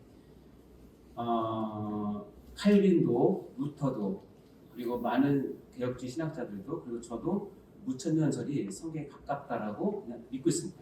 아시겠죠? 거기까지만 아시면 돼요. 왜 그러냐면 이 천이라는 것은 우리가 봤지만 충분히 긴 기간이에요. 그러니까 문자적 천년이 아니라 완전한 기간, 즉 교회 시대 전체를 뜻한다라고 우리가 얘기를 한다는 것이죠. 그래서 이렇게 보시면 됩니다. 우리가 올레디 난예시라고 하는 이미와 아직에 대한 긴장 가운데 우리가 종말을 살고 있다고 그랬잖아요. 이 교회 시대 전체를 천년 동안이라고 표현을 한다는 뜻입니다. 그런 관점에서 이제 네 가지 천년왕국 학설을 보면 이렇게 후천년설, 세대주의적 전천년설, 역사적 전천년설, 무천년설이 있는데, 후천년설은 뭐냐면 18세기, 19세기에 복음이 왕성할 때 우리가 이 땅에서 천국을 이루면, 천국처럼 완벽한 복음을 가지고 이 땅에 좋은 땅을 이루면 그때 예수님께서 오신다라고 하는 것이 후천년설인데 요즘은 잘 믿지 않아요. 왜냐하면 살아보니까 이 땅에서 천년이 이 땅에서 하나님 나라가 완성될 거라고 생각하는 사람 별로 없어요. 세상이 너무 악하기 때문에. 두 번째가 중요한 게 세대주의적 전천년설과 역사적 전천년설이 있습니다. 둘 다 나름대로 성경적인 근거가 있긴 한데요. 우리 합동 측은 실은 역사적 전천년설을 공식적인 입장으로 받아들여요. 왜냐하면 역사적 전천년설은 예수님께서 재림하신 후에 예수님과 함께 천년 동안 교회가 이 땅을 다스린다라고 믿는 거예요. 이것은 초대교회의 많은 성도들이 이렇게 믿었기 때문에 성경적이다라고 얘기를 해요. 근데 이제 주의할 점이 있는데 세대주의적 전천년설이라는 게 뭐냐면 아까도 얘기했지만 성경을 문자적으로 보는 사람들이 그 문자 하나하나를 다 가지고 전천년설을 얘기하는데 이단이 갖고 있는 천년왕국 학설 중에서는 세대주의적 전천년설이 가장 많아요. 그래서 천년 동안 하고 예수님의 재림이 공중재림과 지상재림이 나눠져 있고 여기서 말하는 이스라엘은 진짜 이스라엘 민족이 회개하는 것을 얘기하고 이렇게 문자적으로 해석하는 것은 좀 주의하셔야 되고, 그런 모임이나 그런 교회에 가서 너무 이거를 세대주의적으로 해석을 하면은 조금 의식을 해보셔야 돼요. 그렇지 않아요. 그리고 무천년설이 뭐냐면 아까도 얘기했지만 천년은 숫자적인 천년이 아니라 초림과 재림 사이의 기간을 무천년설이다 라고 얘기합니다. 루터나 칼빈도 다 무천년설을 주장했고 많은 신학자들이 무천년설이 더 의미 있다고 얘기를 합니다. 여기까지만 아시면 됩니다. 왜냐하면 이거 궁금하실 분이 있어서 말씀드렸고, 이제 그 다음이 중요한데 이 무천년설을 가지고 계시록 20장을 보면 우리 인류의 역사가 딱 정리가 되는 것이 나오는데요. 그것을 간단히 말씀을 드리면 이겁니다. 이 계시록 20장은 2절과 3절에 보면 용을 잡으니 봤죠? 옛뱀이요 마귀요 사탄이라 잡아서 천년 동안 결박했어요. 자, 용을 잡아서 천년 동안 결박한 것은 무슨 뜻인가? 이것은 무천년설 입장에서는 예수님께서 초림으로 오셨을 때 드디어 뭐예요? 사단의 권세를 잡았다는 거예요. 사단의 권세를 눌렀다는 거예요. 그래서 무적행해 놓고 잠그고 그 위에 임공하여 천년이 차도록 다시는 만국을 미혹하지 못하게 했어요. 그렇게 예수님이 초림해서 와서 사단의 권세를 결박해서 그것을 세력을 약화시킨 이유는 뭐냐면 만국을 미혹하지 못하게 하기 위해서라는 거예요.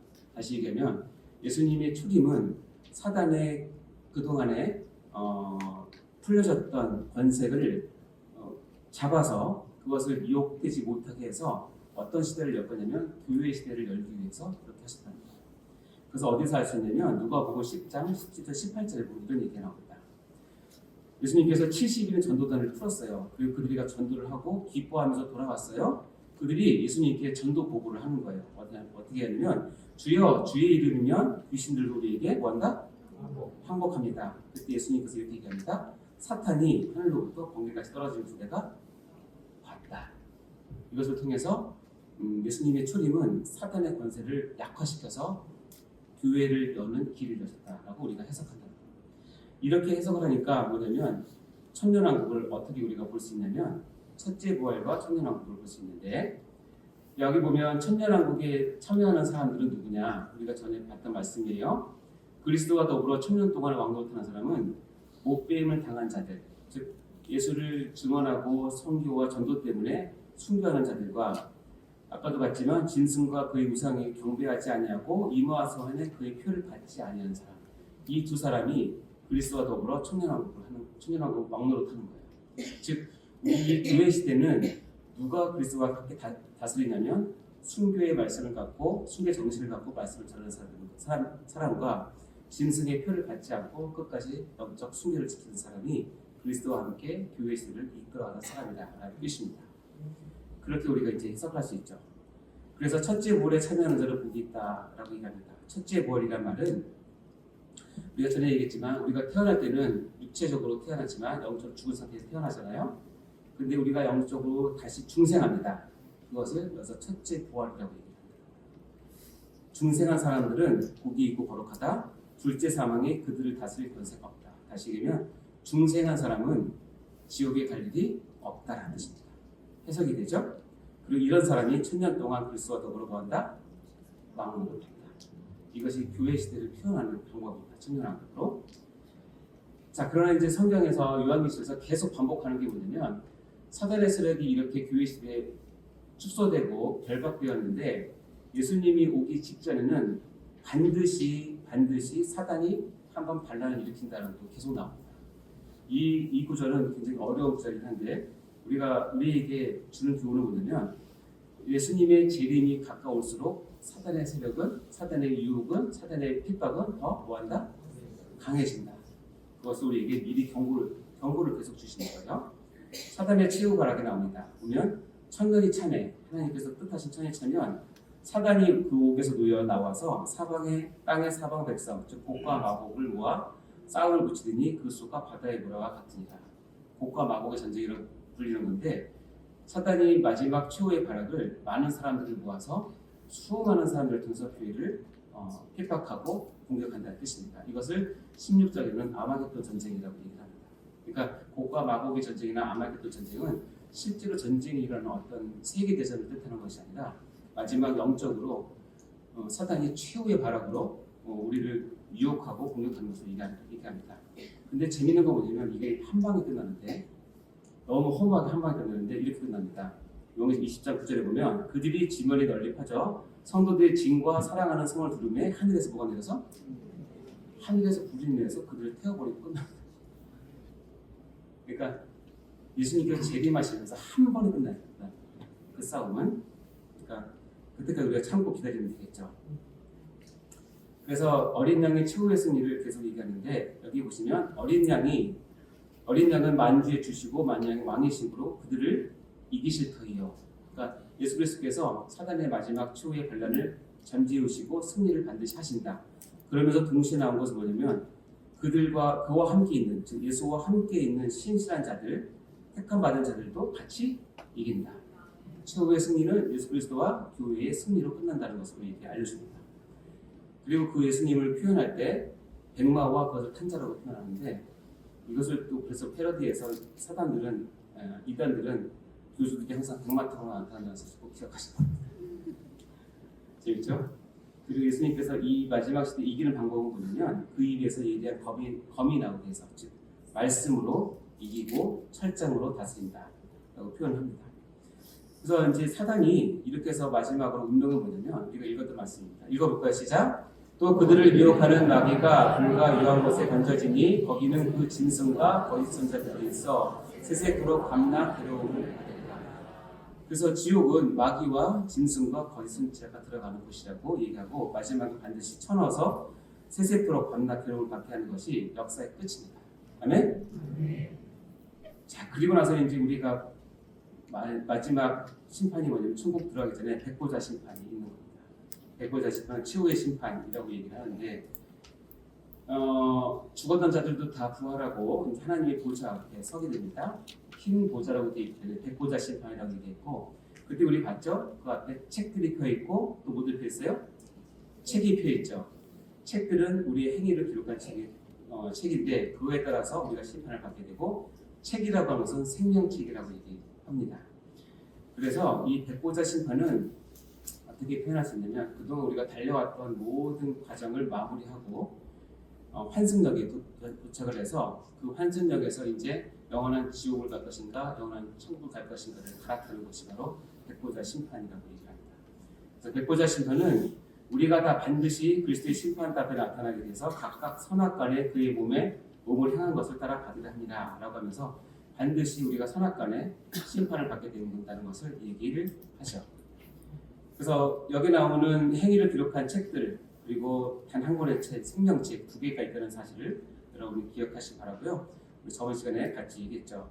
이 2개의 책의 관계는 이겁니다. 자, 이것만 정리하시면 되는데 생명책에 기록되어 있는데 행위 때문에 구원받지 못하는 사람은 없습니다.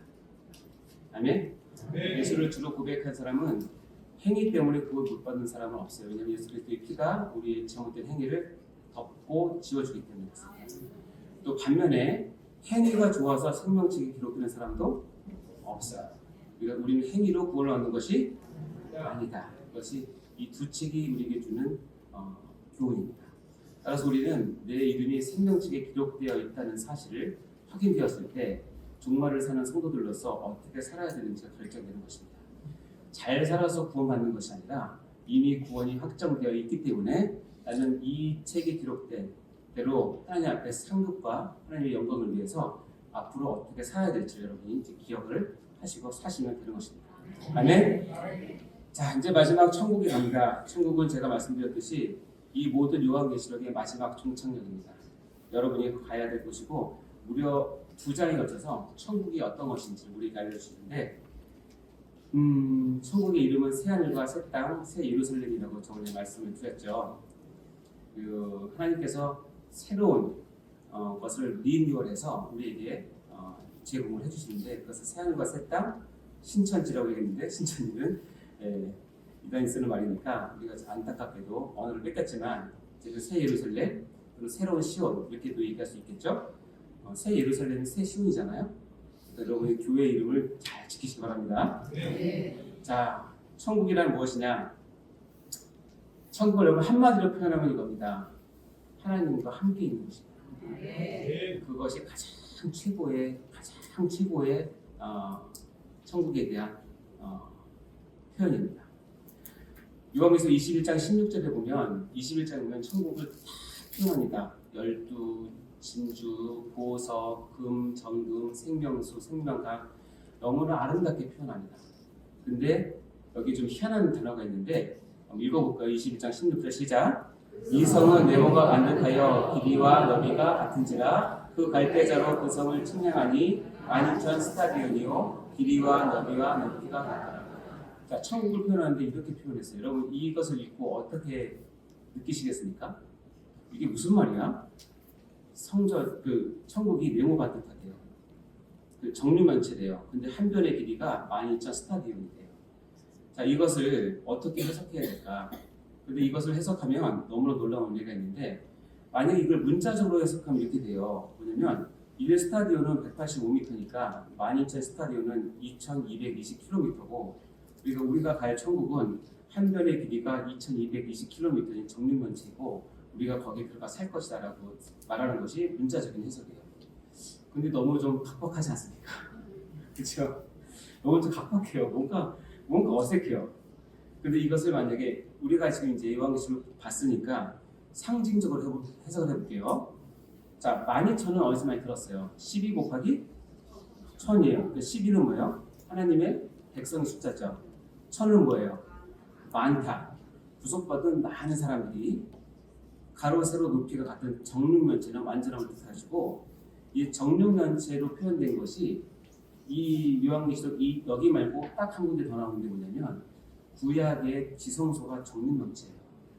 그래서 이것을 읽는 성도들은 가로 세로 높이가 같아? 이거 지성소네라고 생각합니다. 지성소. 그럼 지성소가 뭐예요? 하나님이 우리를 만나기 위해서 임재하는 것. 하나님의 임재를 뜻하는 지성소. 그러니까 하나님의 임재, 나와 함께 한 것을 정육명체로 표현하고 이걸 지성소라고 얘기하는 거예요. 그리고 거기에 나오는 도시 전체가 금과 보석이라는 것은 하나님의 영광을 뜻하는 것인데, 자, 이것을 가지고 12,000 스타디언이요 길이와 넓이와 높이가 같은 천국이라고 한다면 이렇게 해석할 수 있는 거예요. 천국은 뭐냐? 하나님의 임재 속에서 하나님의 백성들이 하나님의 영광 가운데 함께 거하는 것이 뭐다? 천국이다. 아멘? 그래서 우리가 가는 천국은 금이 있어서 좋고 쉬 있어서 좋고 우리가 여기서 못 누린 거 누려서 좋고 안 아파서 좋고 다 맞아요. 눈물도 없고 아픔도 없고 다 없죠. 그러나 그거보다 더 본질적인 게 있는데 뭐냐면 하나님은 우리와 함께 있는 거예요. 영원히. 여러분 이 땅에서 여러분이 기도하는데 기도 응답을 잘 못 받을 때도 있죠. 여러분 그렇게 원망해 보신 적 있습니까? 하나님 왜 저에게만 침묵하세요, 여러분? 생각해 본 적 있으세요?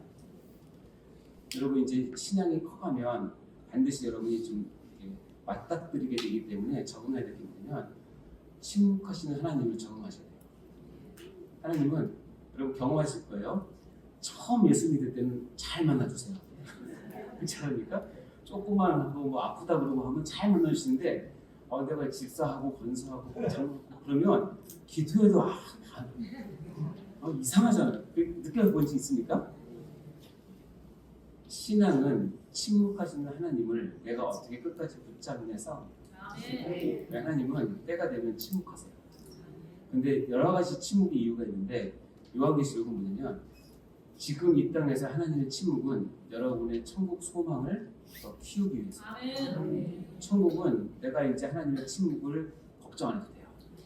24시간 365일 언제든지 볼 수 있어요. 그것이 바로 여기서 말하는 천국의 본질이에요. 하나님이 그들과 함께 계시고 하나님 친히 그들과 함께 계시는 거예요. 아멘. 따라서 이 땅에 하나님이 없는 것처럼 침묵 가운데 있을 때처럼 느끼실 때 여러분은 무엇을 붙잡고 이것을 이기셔야 되냐면 천국 가면 내가 그렇게 보고 싶고 만나고 싶고 얘기하고 싶고 듣고 싶은 그분이 늘 거기 계셔서 뭐예요? 나와 함께 있다는 거예요. 천국의 본질입니다. 아멘? 천국의 본질은 하나님과 영원히 함께 사는 것이라는 거 꼭 기억하시기 바라고 그 중에 하나가 바로 생명나무인데 22장에 보면 길 가운데로 흐르더라 강 좌우에 생명나무가 있고 이 생명나무는 뭐냐면 창세기에 에덴 동산에 선악을 알게 하는 나무와 그 옆에 있던 나무가 생명나무. 이 생명나무는 누굴 뜻하는 거냐면 예수 그리스도다. 예수 그리스도만이 창세기 때부터 예수 그리스도만이 생명의 근원이시고 길이라는 사실을 듣다가 선악과 사건에 의해서 생명나무가 사라졌지만 이게 다시 어떻게 돼요? 영원한 천국에서는 생명나무가 우리 가운데 있는 거예요. 누가? 예수 그리스도가 있는 것입니다. 아멘? 이것이 바로 우리가 이 천국에서 누리는 놀라운 은혜입니다. 이제 정리하겠습니다. 이틀 동안 요한계시록 했고 두 번에 걸쳐 종말론을 했는데요. 우리가 요한계시록과 종말론을 통해서 마지막 얻는 교훈을 이제 마지막으로 정리해드리겠습니다. 마태복음 24장은 종말에 대한 교훈을 주면서 마태복음 25장에 가면 세 가지 비유가 나옵니다. 왜냐하면 열처녀 비유, 달란트 비유, 양과 염소의 비유인데 열처녀 비유 다 아시죠?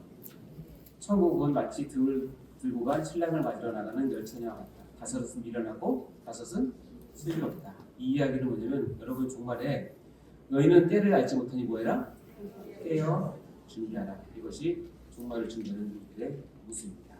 두 번째 비유는 달란트 비유죠. 한 달란트, 두 달란트, 다섯 기억나시죠? 종말은 언제 주인이 올지 모르니 너에게 맡겨진 달란트 열심히 남겨라. 아멘? 한 달란트 받았으면 한 달란트 남기셔야 되고 다섯 달 받았으면 다섯 남기셔야 되는 거예요. 아멘? 그러니까 다섯 달란트 받았다고 너무 좋아하지 마세요. 남기셔야 돼요. 그래서 너무 저는 감사해요. 한 달란트만 받아가지고 마음 편합니다. 여러분이 자꾸 저한테 많이 받았다고 얘기하시면 좀 부담스럽습니다. 자, 그리고 이제 세 번째 비유가 양과 염소의 비유인데 한쪽의 양, 한쪽의 염소를 구분하면서 보이지 않는 이웃을 섬기는 것을 얘기하시는데 언제 예수님이 올지 모르니 눈에 보이지 않는 예수님을 섬기듯이 너희 이웃을 사랑하고 섬겨라. 이 세 가지가 종말 때 우리에게 주시는 기회입니다. 아멘? 네. 기억하시고요. 그럼 그렇게 살려면 여러분께 세 가지라고 마실 텐데 요한계시록 성경의 제일 마지막에 가서 거꾸로 올라가면서 우리에게 주시는 행동 지침이 있습니다. 첫 번째는 기다리다. 20장 22절 21절 읽어보겠습니다. 아까 주신 말씀인데 시작. 이것들을 증언하시니까 이르시되 내가 진실로 속히 오리라 하시거늘 아멘. 주 예수여 오시옵소서. 주 예수의 은혜가 모든 자에게 있을지어다. 아멘. 속히 오리라 이 말은 다른 말로 기다리다. 아멘. 자, 그러면 어떻게 기다리냐면 그 바로 위에 가면 아까 읽었던 말씀이네요. 두루마리의 예언을 하면서 이렇게 얘기합니다. 이 말 외에 더하면 안 돼. 이 말에 제하면 안 돼. 무슨 얘기냐면 여러분은 종말은 말씀 안에서 말씀을 벗어나면 안 되고 말씀 안에서 해야 된다는 것을 얘기하는 것입니다. 자, 기다리되 어떻게? 말씀 안에서. 다음에 어떤 신앙을 가지고? 상급 신앙을 가지고. 요한계시록 22장 12절에 보면 이렇게 말이 나옵니다. 읽어볼게요. 시작. 보라 내가 속히 오리니 내가 줄 상이 내게 있어 각 사람에게 그가 행한 대로 갚아 주리라. 아멘. 분명히 말씀하시죠. 내가 줄 상이 있으니까 각 사람이 행한 대로 내가 갚을 것이니까 어떻게 가져라? 신앙상급을 가지고 신앙신앙을 가지고 종말을 살아라 라고 얘기합니다. 신앙상급 어떻게 갖느냐? 성도들의 인내가 여기 있나니 그들은 하나님의 계명과 예수에 대한 믿음을 뭐하는 자? 인내하면서 말씀을 지키는 것이 신앙상급을 갖는 겁니다. 그리고 이제 제일 마지막으로 종말론에서 우리에게 요구하는 것은 이기는 자가 되라. 요한계시록 21장 7절 시작. 이기는 자는 이것들을 상속으로 받으리라. 나는 그의 하나님이 되고 그는 내 아들이 되리라. 아멘. 여러분 요한계시록을 통해서 우리에게 주신 행동 지침입니다. 기다리라. 말씀 안에서 상급신앙을 가지고 이기는 자들아. 여러분 평생 그렇게 사시는 여러분 다 하시기 바랍니다. 자, 정리해볼까요? 우리 찬양하실 분 앞으로 나오시면 감사하겠습니다. 자, 1번 읽어보겠습니다. 시작. 요한계시록은 종말을 살아가고 있는 교회와 성도들에게 위로와 용기, 지혜와 분별력, 믿음과 인내를 주시려는 어린 양 예수 그리스도의 계시다. 아멘. 자, 두 번째 요한계시록이 교회와 성도들에게 주시는 이 종말의 행동 지침 네 가지 금방 했는데 여러분 마음에 새기시기 바랍니다. 1번 뭐예요? 기다리라. 2번 말씀 안에서. 3번 상급신앙을 가지고. 4번 이기는 자가 되라. 기다리라. 말씀 안에서 상급신앙을 가지고 이기는 자가 되라. 아멘. 아멘. 주 예수여 오시옵소서. 이것이 우리의 소망이자 우리의 신앙의 고백이고 우리가 마지막 주님 앞에 설 때까지 이 신앙 꼭 지키시기 바랍니다. 자, 우리 부흥의 주제부인 주님 다시 오실 때까지 다시 찬양 부르면서 우리 기도를 준비하도록 하겠습니다.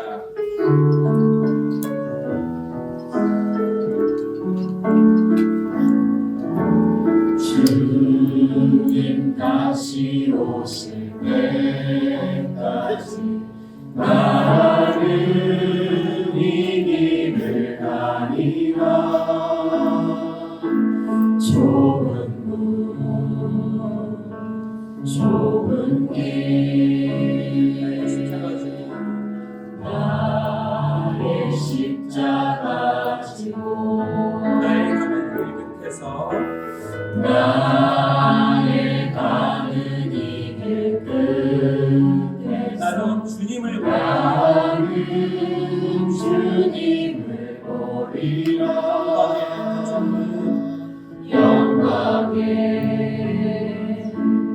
내 주님 나를 맞아주시니 주님 다시 오실 때까지 나는 일어나 달려가리라. 주의 영광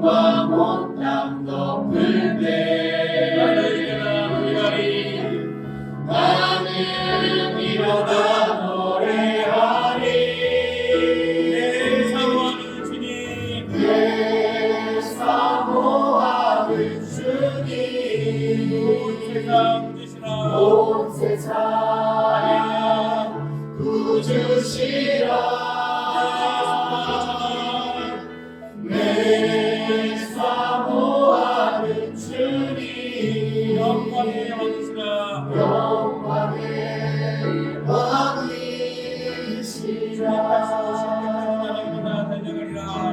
주님 다시 오실 때까지 나는 일어나 달려가리라. 주의 영광 온 땅 덮을 때 나는 일어나 노래하리.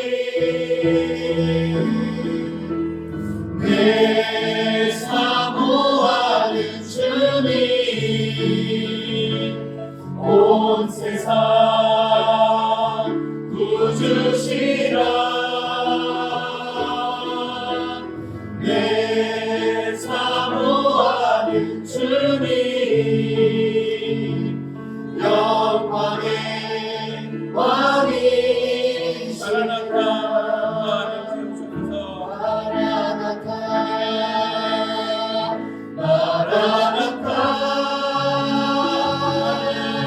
아멘. 주 예수여 오시옵소서. 마라나타 마라나타. 아멘. 주 예수여 오시옵소서. 마라나타 주 예수여. 마라나타 주 예수여 어서 오시옵소서. 땅의 모든 끝 모든 족속 주를 찬송하게 하소서. 마라나타 마라나타 주 예수여 어서 오시옵소서. 모든 열방이 주께 돌아와 춤추며 경배하게 하소서.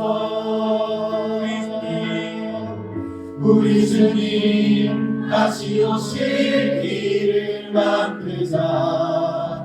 십자가를 들고 땅 끝까지 우린 가리라. 우리 주님 하늘 영광 온 땅 덮을 때 우린 땅 끝에서 주를 맞으리니. 마라나타 마라나타. 아멘. 주 예수여 오시옵소서. 마라나타 마라나타. 아멘. 주 예수여 오시옵소서. 마라나타 마라나타. 아멘. 주 예수여 오시옵소서. 마라나타 마라나타. 아멘. 주 예수여 오시옵소서.